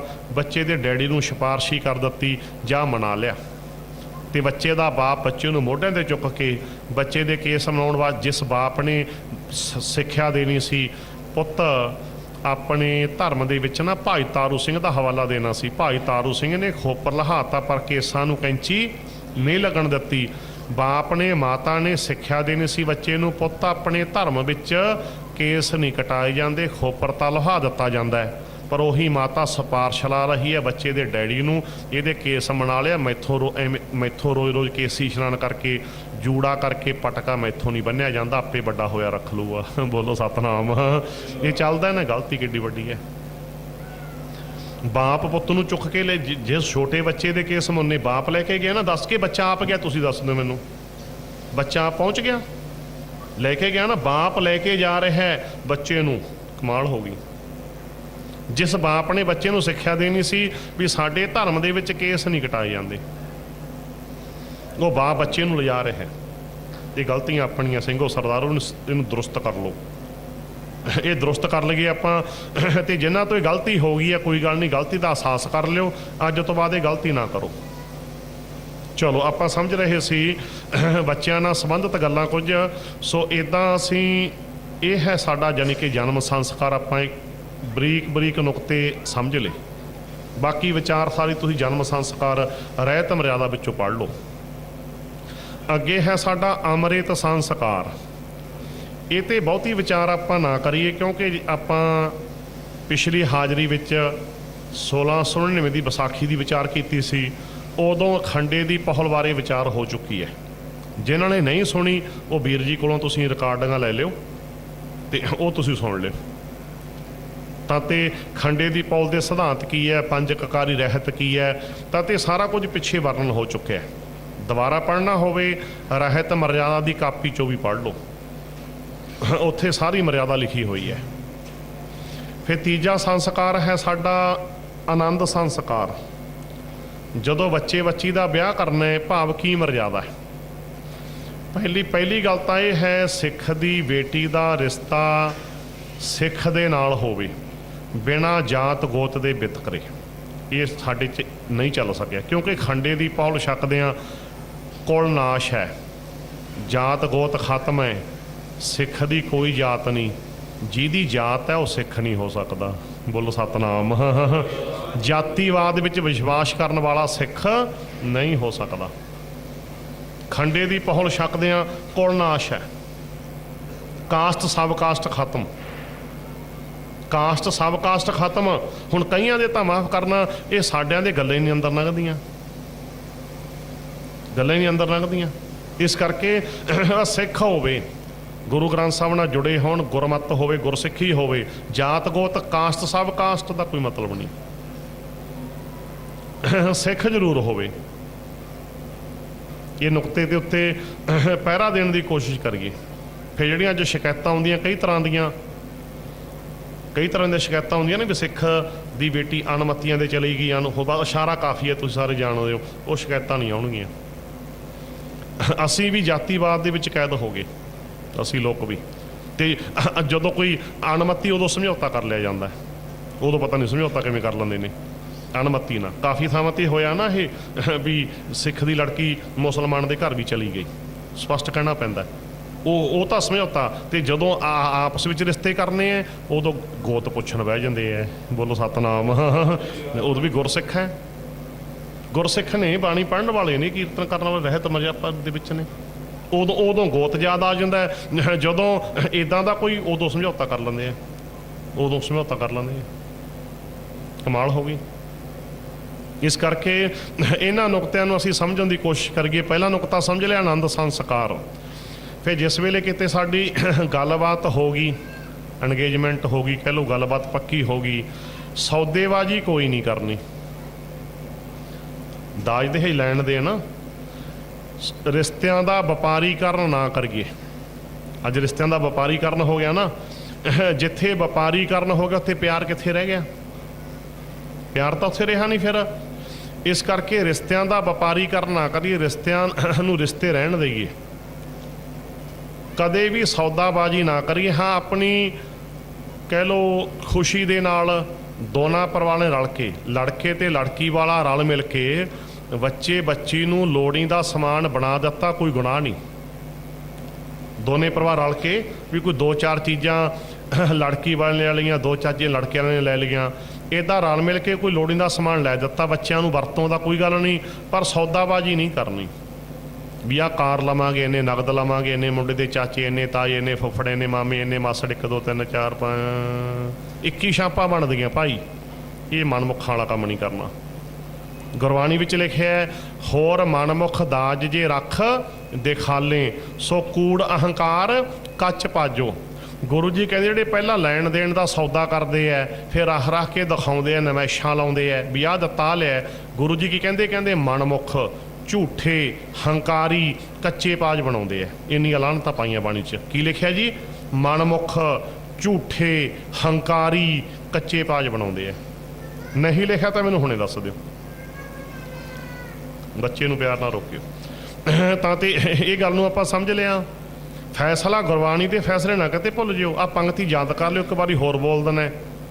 ਹੋਰ ਮਨ ਮੁੱਖ ਦਾਜ ਜੇ ਰਾਖੇ ਦਿਖਾਲੇ, ਸੋ ਕੂੜ ਅਹੰਕਾਰ ਕੱਚ ਪਾਜੋ। ਸੋ ਦਾ ਭਾਵ ਉਹ ਝੂਠੇ ਨੇ, ਹੰਕਾਰੀ ਨੇ, ਕੱਚੇ ਪਾਜ ਬਣਾਉਂਦੇ ਆ। ਇਸ ਕਰਕੇ ਆਪਾਂ ਭਾਈ ਝੂਠੇ ਨਹੀਂ ਬਣਨਾ, ਹੰਕਾਰੀ ਨਹੀਂ ਬਣਨਾ, ਮਨਮੁੱਖ ਨਹੀਂ ਬਣਨਾ। ਤੇ ਇਹ ਦਾਜ ਦਹੇਜ ਦੇ ਦੈਂਤ ਨੂੰ ਆਪਾਂ ਸਮਾਜ ਵਿੱਚੋਂ ਭਜਾਉਣਾ ਹੈ, ਕਿ ਉਹ ਪਤਾ ਨਹੀਂ ਕਿੰਨੀਆਂ ਬੱਚੀਆਂ ਨੂੰ ਦਾਜ ਦਹੇਜ ਦਾ ਦੈਂਤ ਨਿਗਲ ਜਾਂਦਾ ਹੈ। ਸੋ ਜਿੱਥੇ ਸੌਦੇਬਾਜ਼ੀ ਹੈ ਉੱਥੇ ਕਦੇ ਵੀ ਪਿਆਰ ਨਹੀਂ ਹੋ ਸਕਦਾ। ਇਸ ਕਰਕੇ ਰਿਸ਼ਤਿਆਂ ਦਾ ਵਪਾਰੀ ਕਰਨਾ ਕਰੇ। ਦੂਜਾ ਨੁਕਤਾ ਹੋ ਗਿਆ। ਤੀਜਾ ਨੁਕਤਾ, ਜਿਸ ਵੇਲੇ ਆਪਾਂ ਬੱਚੇ ਬੱਚੀ ਦਾ ਕਾਰਜ ਕਰਨਾ ਹੈ, ਉਸ ਵੇਲੇ ਦਿਨ ਕੋਈ ਨਹੀਂ ਕਢਾਉਣਾ। ਇਹ ਪਹਿਲੀਆਂ ਗੱਲਾਂ 'ਚ ਵੀ ਹੋਈਆਂ ਸੀ, ਜੇ ਜੇ ਅਸੀਂ ਦੱਸਣਾ ਚਾਹੁੰਦੇ ਹਾਂ ਵੀ ਸਿੱਖ ਇੱਕ ਨਿਆਰੀ ਕੌਮ ਹੈ, ਦੱਸਣਾ ਤਾਂ ਪਾਂਡਾਵਾਦ ਕਹਿੰਦਾ ਵੀ ਸਰਾਧਾਂ 'ਚ ਵਿਆਹ ਨਹੀਂ ਕਰੀਦਾ ਹੁੰਦਾ। ਸਰਾਧ ਕੋਈ ਹੁੰਦੇ ਹੀ ਨਹੀਂ, ਪਾਂਡੇ ਦੀ ਕਾਢ ਹੈ ਨਾ, ਸਰਾਧ ਕੋਈ ਹੁੰਦੇ ਨਹੀਂ। ਆਪਾਂ ਬੱਚੇ ਬੱਚੀਆਂ ਦਾ ਵਿਆਹ ਕਰੋ ਸਰਾਧਾਂ 'ਚ, ਕਰਨੀ ਤੋਂ ਨਿਆਰਾ ਪਾਣਾ, ਉੱਥੇ ਹੀ ਪਤਾ ਲੱਗ ਜੂ ਭਾਈ ਸਿੱਖ ਤਾਂ ਪਾਂਡੇ ਦੀ ਗੱਲ ਮੰਨਦੇ ਹੀ ਨਹੀਂ। ਬੋਲੋ ਸਤਨਾਮ। ਤੇ ਜੇ ਤੁਸੀਂ ਵੀ ਕਹਤਾ ਜਾਂ ਭੈਣਾਂ ਨੇ ਕਹਤਾ ਨੋ ਸਰਾਧਾਂ 'ਚ ਨਹੀਂ ਵਿਆਹ ਕਰੀਦਾ, ਫਿਰ ਤਾਂ RSS ਵਾਲੇ ਕਹਿਣ ਚਾਹੇ ਨਾ ਕਹਿਣ, ਤੁਸੀਂ ਤਾਂ ਪਾਂਡੇ ਦੇ ਚੇਲੇ ਬਣੀ ਗਏ। ਬੋਲੋ ਸਤਨਾਮ। ਹਾਂ ਪਾਂਡਾ ਕਹਿੰਦਾ, ਪਾਂਡੇ ਦੀ ਗੱਲ ਤੁਸੀਂ ਮੰਨ ਲਈ, ਫਿਰ ਤਾਂ ਕੇਸਾਧਾਰੀ ਹਿੰਦੂ ਬਣੀ ਗਏ। ਫਿਰ ਤਾਂ ਉਹਨਾਂ ਦੇ ਇਕੱਲੇ ਕਹਿਣਾ ਕੀ ਹੈ, ਸਾਡੀਆਂ ਕਰਤੂਤਾਂ ਕੀ ਹੈ, ਆਪਣਾ ਨਿਆਰਾਪਣ ਕਾਇਮ ਕਰਕੇ ਦਿਖਾਓ। ਇਸ ਕਰਕੇ ਜਿੰਨੇ ਬੱਚੇ ਬੱਚੀਆਂ ਦੇ ਵਿਆਹ ਹੋ ਸਕਣ ਉਹਨਾਂ ਦਿਨਾਂ 'ਚ ਕਰੋ ਜਿਨ੍ਹਾਂ ਦਿਨਾਂ ਨੂੰ ਪਾਂਡਾਵਾਦ ਮਾੜੇ ਦਿਨ ਕਹਿੰਦਾ, ਜਿਨ੍ਹਾਂ ਦਿਨਾਂ ਨੂੰ ਪਾਂਡਾਵਾਦ ਕਹਿੰਦਾ ਮਾੜੇ ਦਿਨ।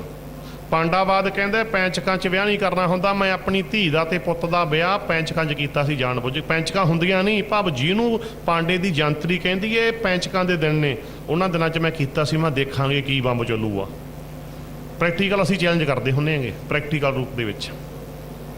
ਇਸ ਕਰਕੇ ਚਲੋ ਵਿਆਹ ਦਾ ਦਿਨ ਕੋਈ ਨਹੀਂ ਕਢਾਉਣਾ, ਤੇ ਜੇ ਕਰਨਾ ਤਾਂ ਪਾਂਡਾਵਾਦ ਨੂੰ ਚੈਲੰਜ ਕਰਦੇ ਹੋਏ ਜਿਸ ਦਿਨ ਨੂੰ ਜੰਤਰੀ ਕਹਿੰਦੀ ਆ ਤਾਂ ਬੜਾ ਮਾੜਾ ਦਿਨ ਹੈ, ਆਪਾਂ ਉਸ ਦਿਨ ਕਰਨਾ। ਕਿਉਂ? ਕਿਉਂਕਿ ਦਿਨ ਕੋਈ ਮਾੜਾ ਹੁੰਦਾ ਨਹੀਂ। ਇਹ ਭਰਮ ਪਾਇਆ ਲਿਖਿਆ ਬਾਣੀ 'ਚ, ਬੇਦਸਮਾਂ ਰੁੱਤੀ ਥਿੱਤੀ ਬਾਰ ਭਲੇ। ਗੁਰੂ ਨਾਨਕ ਬਾਬਾ ਜੀ ਦਾ ਵਚਨ ਹੈ, ਤੁਖਾਰੀ ਮਹਿਲਾ ਪਹਿਲਾ। ਕੀ ਕਹਿੰਦੇ? 12 ਮਹੀਨੇ ਸਾਰੀਆਂ ਥਿੱਤਾਂ ਸਾਰੇ ਦਿਨ ਚੰਗੇ ਹੀ ਹੁੰਦੇ ਹੈ। ਬੇਦਸਮਾਂ ਦਾ ਭਾਵ 12 ਮਹੀਨੇ, ਰੁੱਤੀ ਦਾ ਭਾਵ ਰੁੱਤਾਂ, ਥਿੱਤੀ ਦਾ ਭਾਵ ਥਿੱਤਾਂ, ਬਾਰ ਦਾ ਭਾਵ ਦਿਨ। 12 ਮਹੀਨੇ ਸਾਰੀਆਂ ਰੁੱਤਾਂ ਸਾਰੀਆਂ ਥਿੱਤਾਂ ਸਾਰੇ ਦਿਨ ਚੰਗੇ ਹੁੰਦੇ ਹੈ। ਪਰਮਾਤਮਾ ਨੇ ਕੋਈ ਮਾੜਾ ਦਿਨ ਨਹੀਂ ਬਣਾਇਆ। ਮਾੜੇ ਦਿਨਾਂ ਦੀ ਕਾਢ ਕੱਢੀ ਹੈ ਪਾਂਡੇ ਨੇ, ਪੁਜਾਰੀ ਪਾਂਡਾ ਜਿਹੜਾ ਲੋਕਾਂ ਨੂੰ ਭਰਮ 'ਚ ਪਾ ਕੇ ਲੁੱਟਣ ਵਾਲਾ। ਤਾਂ ਤੇ ਦਿਨ ਕੋਈ ਤਾਂ ਕੈਲੰਡਰ ਸਿਸਟਮ ਹੈ ਵੀ 12 ਮਹੀਨਿਆਂ ਦਾ ਸਾਲ ਹੈ, 30 ਦਿਨਾਂ ਦਾ ਮਹੀਨਾ ਹੈ, 7 ਦਿਨਾਂ ਦਾ ਹਫ਼ਤਾ ਹੈ। ਇਹ ਤਾਂ ਇੱਕ ਕੈਲੰਡਰ ਸਿਸਟਮ ਕਹਿ ਲਓ, ਸਮੇਂ ਦੀ ਵੰਡ ਕਹਿ ਲਓ। ਕੋਈ ਦਿਨ ਮਾੜਾ ਨਹੀਂ। ਇਸ ਕਰਕੇ ਕਦੇ ਵੀ ਮੁੜ ਕੇ ਨਾ ਦਿਨ ਕਢਾਇਓ। ਜੇ ਅਸੀਂ ਵਿਆਹ ਦਾ ਦਿਨ ਕਢਾਉਂਦੇ ਹਾਂ ਤਾਂ ਪਾਂਡੇ ਦੇ ਚੇਲੇ ਹਾਂ, ਗੁਰੂ ਦੇ ਸਿੱਖ ਨਹੀਂ। ਹੁਣ ਤੁਸੀਂ ਦੇਖ ਲਿਓ ਵੀ ਪਾਂਡੇ ਦੇ ਚੇਲੇ ਬਣਨਾ ਕਿ ਗੁਰੂ ਦੇ ਸਿੱਖ ਹੈ। ਜੇ ਗੁਰੂ ਦੇ ਸਿੱਖ ਹੈ ਤਾਂ ਦਿਨ ਦਾ ਭਰਮ ਨਹੀਂ ਕਰਨਾ। ਜਿਹੜਾ ਮਰਜ਼ੀ ਦਿਨ ਰੱਖੋ ਵਿਆਹ ਦਾ, ਉਹ ਤੁਸੀਂ ਹਿਸਾਬ ਕਿਤਾਬ ਲਾ ਰੱਖਦੇ ਹੋ ਵੀ ਭਾਵ ਖੇਤੀ ਦਾ ਕੰਮ ਹੈ ਜਾਂ ਕੋਈ ਮੁਲਾਜ਼ਮ ਨੇ ਰਿਸ਼ਤੇਦਾਰ ਜ਼ਿਆਦੇ ਜਾਂ ਉੱਦਾਂ ਦਾ ਕੋਈ ਸਰਕਾਰੀ ਛੁੱਟੀ ਰੱਖਣੀ ਹੈ, ਉਹ ਵੱਖਰਾ ਵਿਸ਼ਾ ਹੈ।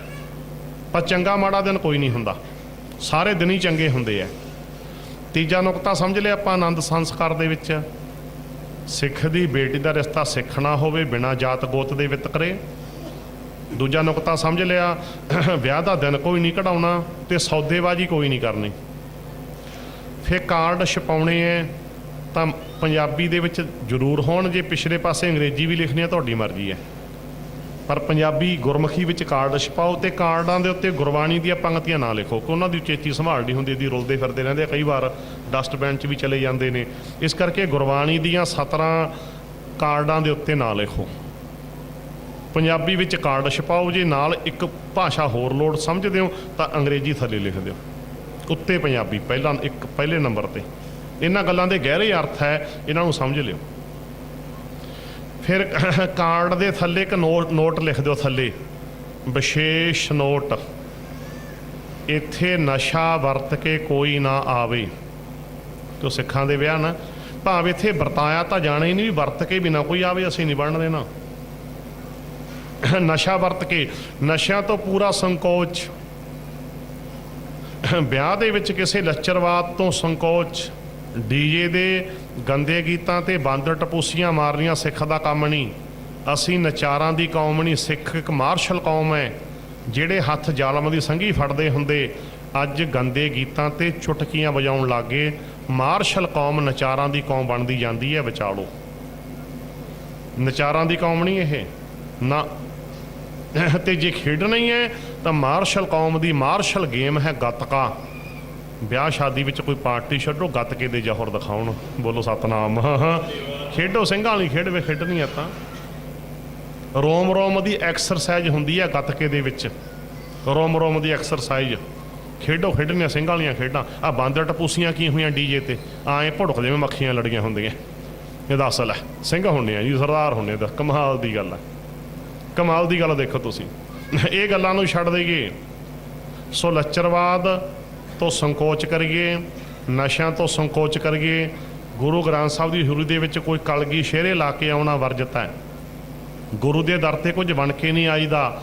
ਗੁਰੂ ਦੇ ਦਰ ਤੇ ਤਾਂ ਗੁਰੂ ਦੇ ਦਰ ਦੇ ਮੰਗਤੇ ਬਣ ਕੇ ਆਈਦਾ। ਮੰਗਤਾ ਗੁਰੂ ਦੀ ਹਜ਼ੂਰੀ ਵਿੱਚ ਬਾਦਸ਼ਾਹ ਬਣ ਕੇ ਨਹੀਂ ਆਉਂਦਾ ਹੁੰਦਾ। ਇਸ ਕਰਕੇ ਇੱਥੇ ਕੁਝ ਬਣ ਕੇ ਨਹੀਂ ਆਉਣਾ।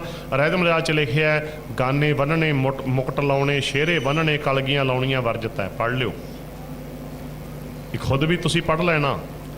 ਇਸ ਕਰਕੇ ਹੋਰ ਪਖੰਡਵਾਦ ਕਰਨੇ, ਮਾਈਏ ਪੈਣਾ, ਲੱਸੀ 'ਚ ਪੈਰ ਪਾਉਣਾ, ਰੁੱਸ ਕੇ ਜਾਣਾ, ਛੰਦ ਪੜ੍ਹਨੇ, ਜੰਡੀ ਵੱਢਣੀ, ਪਤਾ ਨਹੀਂ ਕੀ ਉਹੋ ਜਿਹਾ ਚੱਲਦਾ ਪਖੰਡਵਾਦ। ਕੋਈ ਪਖੰਡਵਾਦ ਆਪਾਂ ਨਹੀਂ ਕਰਨਾ। ਫਿਰ ਜੋ ਆਨੰਦ ਕਾਰਜ ਹੁੰਦਾ, ਕੋਈ ਉਚੇਚੇ ਤੌਰ ਤੇ ਕੋਈ ਚਾਦਰਾਂ ਆਦਿਕ ਵਿਛਾਉਣੀਆਂ ਨਾ, ਬਿਲਕੁਲ ਨਹੀਂ। ਚਲੋ ਮੇਨ ਗੱਲ ਜੋ ਆਪਾਂ ਸਮਝ ਲਈ ਵੀ ਨਸ਼ੇ ਤੇ ਲੱਚਰਵਾਦ ਤੇ ਦਾਜ ਦੇ ਹਜਾਦਕ ਤੋਂ ਬਿਲਕੁਲ ਬੰਦ। ਤਾਂ ਅਸੀਂ ਗੁਰੂ ਇੱਕ ਗੱਲ ਦਾਸ ਕਹਿੰਦਾ ਹੁੰਦਾ ਸਟੇਜ ਤੇ ਵਾਰ-ਵਾਰ, ਪੰਜਾਬ ਦੇ ਵਿੱਚ, ਇੱਥੇ ਤਾਂ ਪਹਿਲੀ ਵਾਰ ਆਏ, ਸਿੱਖ ਦਾ ਪਤਾ ਹੀ ਵਿਆਹ ਵੇਲੇ ਲੱਗਦਾ ਹੈ। ਜੋ ਵਿਆਹ ਕਿਸੇ ਦੇ ਆ ਜਾਂਦਾ ਨਾ, ਮੈਂ ਕਹਿ ਦੇਣਾ ਲੱਗ ਜੂ ਪਤਾ, ਹੁਣ ਪੇਪਰ ਪੈ ਗਿਆ, ਦੇਖਾਂਗੇ ਪਾਸ ਕਰਦੇ ਕਿ ਨਹੀਂ। 90% ਸਿੱਖ ਵਿਆਹ ਵੇਲੇ ਫੇਲ ਹੋ ਜਾਂਦੇ ਆ। ਮਾਫ ਕਰ ਦੇਣਾ ਗੱਲ ਕਹਿੰਦੇ ਆ, 90% ਸਿੱਖ ਵਿਆਹ ਵੇਲੇ ਫੇਲ। 0/100 ਨਿਲ। ਮਾਫ ਕਰਨਾ, ਮੇਰਾ ਤੁਹਾਨੂੰ ਜਗਾਉਣ ਦਾ ਭਾਵ ਹੈ, ਮੇਰਾ ਕਿਸੇ ਨੂੰ ਨੀਵਾਂ ਝੁਕਾਉਣ ਦਾ ਭਾਵ ਨਹੀਂ।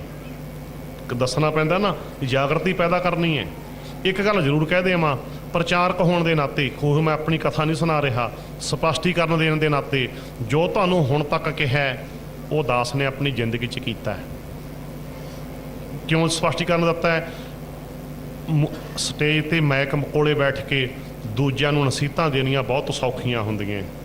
ਗੁਰੂ ਗ੍ਰੰਥ ਸਾਹਿਬ ਦੀ ਹਜ਼ੂਰੀ 'ਚ ਗੁਰੂ ਤੇ ਸੰਗਤਾਂ ਦੇ ਭੈ ਵਿੱਚ ਕਹਿ ਸਕਦਾ ਹਾਂ, ਜਿੰਨੀਆਂ ਗੱਲਾਂ ਤੁਹਾਨੂੰ ਕਹਿਤੀਆਂ ਉਹ ਸਾਰੀਆਂ ਮੈਂ ਜ਼ਿੰਦਗੀ 'ਚ ਕੀਤੀਆਂ।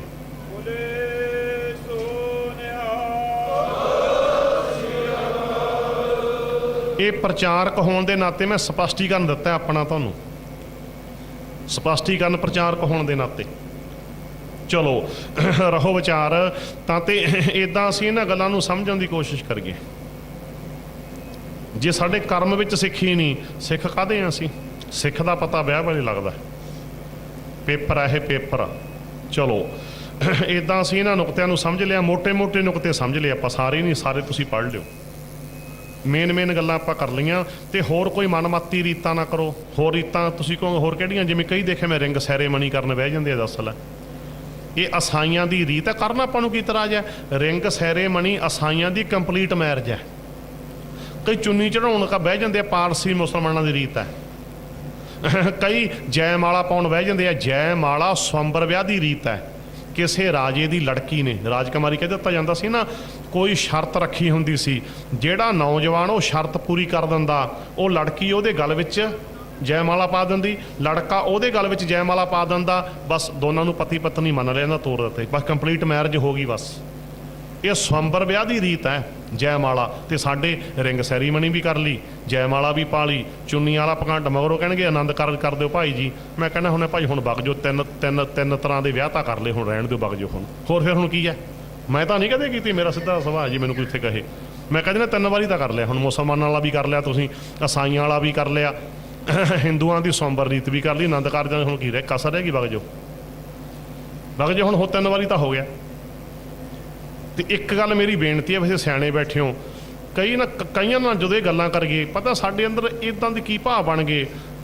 ਕਈ ਗੱਲ ਕਰਕੇ ਉਹ ਆਈ ਚੱਲਦਾ ਜੀ, ਚੱਲ ਤਾਂ ਕੀ ਖਾਸ ਗੱਲ ਹੈ, ਆਈ ਚੱਲਦਾ ਜੀ, ਕੀ ਗੱਲ ਹੈ? ਫਿਰ ਦੱਸ ਲੈ ਜੀ, ਜਵਾਕਾਂ ਨੇ ਜੈਮਾਲਾ ਪਾ ਲਈ, ਰਿੰਗ ਸੈਰੀਮਨੀ ਕਰ ਲਈ, ਤਾਂ ਕੀ ਹੋ ਗਿਆ? ਨਿਆਣਿਆਂ ਨੇ ਲੈ ਆਹ ਜਵਾਬ ਸਾਡੇ ਹੁੰਦੇ ਆ ਕਿ ਸਾਡੇ ਅੰਦਰ ਪੱਤ ਮਰ ਗਿਆ ਸਿੱਖੀ ਦਾ, ਸਾਡੀ ਅਣਖ, ਸਾਡਾ ਸਵੈਮਨ ਮਰ ਗਿਆ ਸਾਡਾ। ਇਸ ਕਰਕੇ ਅਸੀਂ ਕਹਿ ਦਿੰਦੇ ਚੱਲ ਤਾਂ ਕੀ ਹੋ ਗਿਆ? ਨਹੀਂ, ਇਹਨਾਂ ਗੱਲਾਂ ਦੇ ਬੜੇ ਗਹਿਰੇ ਅਰਥ ਹੁੰਦੇ ਆ। ਸੋ ਇੱਦਾਂ ਦੀਆਂ ਮਨਮੱਤੀ ਰੀਤਾਂ, ਅਸੀਂ ਅਣਮੱਤੀ ਕਹਿ ਲਓ, ਚਲੋ ਮਨਮੱਤੀ ਦੀ ਬਜਾਏ ਅਣਮੱਤੀ ਲਫ਼ਜ਼ ਜੱਚਦਾ ਹੈ, ਅਣਮੱਤੀ ਰੀਤਾਂ ਅਸੀਂ ਨਾ ਕਰੀਏ। ਇਸ ਕਰਕੇ ਹੋਰ ਵੀ ਯਾਨੀ ਕਿ ਤੁਹਾਡੇ ਜੋ ਧਿਆਨ ਵਿੱਚ ਆਉਣਾ ਉਹ ਕੋਈ ਵੀ ਮਨਮੱਤੀ ਰੀਤ ਨਾ ਕਰੋ। ਤੇ ਜਦੋਂ ਕਰਨਾ ਕਾਰਜ ਆਨੰਦ ਸੰਸਕਾਰ ਪੜ੍ਹ ਲਿਆ ਕਰੋ। ਜੇ ਕਾਪੀ ਸਾਡੇ ਘਰੇ ਹੈ ਨਾ ਪੰਥਕ ਵਿਧਾਨ ਦੀ ਤੁਰੰਤ ਹੀ ਪੜ੍ਹ ਲਓ। ਇਹ ਰਿਹਾ ਜੀ ਆਪਾਂ ਆਨੰਦ ਸੰਸਕਾਰ ਦੀ ਗੱਲ ਕਰ ਲਈ, 3 ਸੰਸਕਾਰਾਂ ਤੇ ਗੱਲ ਹੋ ਗਈ, ਭਾਵ ਅੰਮ੍ਰਿਤ ਸੰਸਕਾਰ ਆਪਾਂ ਕੀਤਾ ਨਹੀਂ ਅਜੇ ਕਿਉਂਕਿ ਪਹਿਲਾਂ ਹੋ ਗਿਆ। ਚੌਥਾ ਸੰਸਕਾਰ ਹੈ ਜੀ ਅੰਤਮ ਸੰਸਕਾਰ। ਅੰਤਮ ਸੰਸਕਾਰ ਦਾ ਭਾਵ ਤੁਸੀਂ ਸਮਝ ਗਏ ਵੀ ਜਦੋਂ ਕੋਈ ਪੁਰਾਣੀ ਚੜ੍ਹਾਈ ਕਰ ਜੇ, ਕੋਈ ਪੁਰਾਣੀ ਚੜ੍ਹਾਈ ਕਰ ਗਿਆ, ਪਹਿਲੀ ਗੱਲ ਤਾਂ ਇਹ ਹੈ ਵੀ ਭਾਣਾ ਮੰਨਣਾ ਹੈ, ਸ਼ਾਂਤੀ ਰੱਖਣੀ ਹੈ, ਪਰ ਪਰਮਾਤਮਾ ਦਾ ਨਾਮ ਹੀ ਲੈਣਾ ਹੈ। ਬਾਣੀ 'ਚ ਲਿਖਿਆ ਨਾ ਵੀ ਇਹ ਕੰਮ ਨਹੀਂ ਕਰਨਾ। ਕਈ ਇਹ ਕਰਦੇ ਨੇ ਨਾ, ਹੈ ਕਰਕੇ ਉਹ ਕਰੇਨ ਗੱਲਾਂ ਪਿੱਟਣ ਸਿਰ ਖੋਹੇਨ ਨਾਉ ਲੈਣ ਅਰ ਕਰਨ ਸਮਾਏ ਨਾਨਕ ਤਿਨ ਬਲਿਹਾਰਾ ਜਾਏ।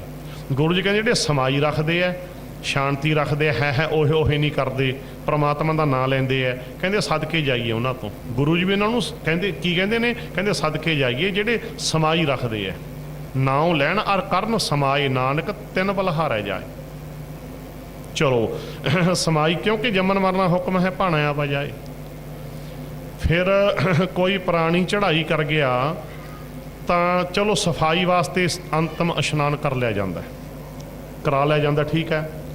ਕੱਪੜਿਆਂ ਦਾ ਕੋਈ ਮਤਲਬ ਨਹੀਂ ਵੀ ਆਣ ਲੱਗ ਸਮਾਉਣੇ, ਤੁਰਤ ਸਮਾਉਣੇ, ਤੁਰਤ ਟੇਲਰ ਕਰਨੀ ਭਾਜਦੇ ਦਾ ਕੀ ਮਤਲਬ ਹੈ। ਇਹਨਾਂ ਗੱਲਾਂ ਨੂੰ ਸਮਝਣਾ ਅਸੀਂ ਕੀ ਮਤਲਬ ਹੈ। ਤੁਰੰਤ ਕੱਪੜੇ ਸਮਾਉਣੇ ਆ ਜੀ, ਤੁਰੰਤ ਭੱਜੋ, ਕੋਈ ਮਤਲਬ ਨਹੀਂ ਆਣ ਲੱਗ ਕੱਪੜੇ ਪਾਉਣ ਦਾ। ਰੂਟੀਨ ਵਿੱਚ ਕੱਪੜੇ ਪਈ ਹੁੰਦੇ ਆ, ਬਸ ਉਹ ਕੱਪੜੇ ਪਾ ਦਿਓ, ਗੱਲ ਖਤਮ, ਕੋਈ ਵੀ ਪਾ ਦਿਓ। ਸੋ ਤੁਰੰਤ ਨਵੇਂ ਕੱਪੜੇ ਬਣਾਉਣ ਦਾ, ਆਣ ਲੱਗ ਕੱਪੜੇ ਬਣਾਉਣ ਦਾ ਕੋਈ ਮਤਲਬ ਨਹੀਂ। ਇਹ ਤੁਰਿਆਂ ਆਉਂਦੀਆਂ ਯਾਨੀ ਕਿ ਉਹੀ ਆਪਾਂ ਭੇਡ ਚਾਲ ਕਰਦੇ ਤੁਰੇ ਜਾਂਦੇ ਆ। ਸੋ ਇੱਦਾਂ ਦੀਆਂ ਗੱਲਾਂ ਛੱਡ ਦਈਏ। ਕੁਝ ਨੂੰ ਮੁਸ਼ਕਲ ਲੱਗਣਗੀਆਂ ਮੈਨੂੰ ਪਤਾ ਹੈ, ਪਰ ਇਹ ਗੱਲਾਂ ਨੂੰ ਛੱਡ ਦਿਓ, ਕੋਈ ਮਤਲਬ ਨਹੀਂ ਇਹਨਾਂ ਗੱਲਾਂ ਦਾ, ਇਹਨਾਂ ਗੱਲਾਂ ਦਾ ਕੋਈ ਅਰਥ ਹੀ ਨਹੀਂ ਗਾ। ਫਿਰ ਉਸ ਤੋਂ ਬਾਅਦ ਚਲੋ ਅੰਤਮ ਸੰਸਕਾਰ ਹੋ ਗਿਆ। ਮੈਂ ਸੰਖੇਪ ਕਰਾਂ ਅੱਗੇ। ਸਹਿਜ ਪਾਠ ਸ਼ੁਰੂ ਹੋ ਗਿਆ ਘਰ ਵਿੱਚ। ਉਹ ਕਾਹਦੇ ਵਾਸਤੇ ਹੈ ਸਹਿਜ ਪਾਠ?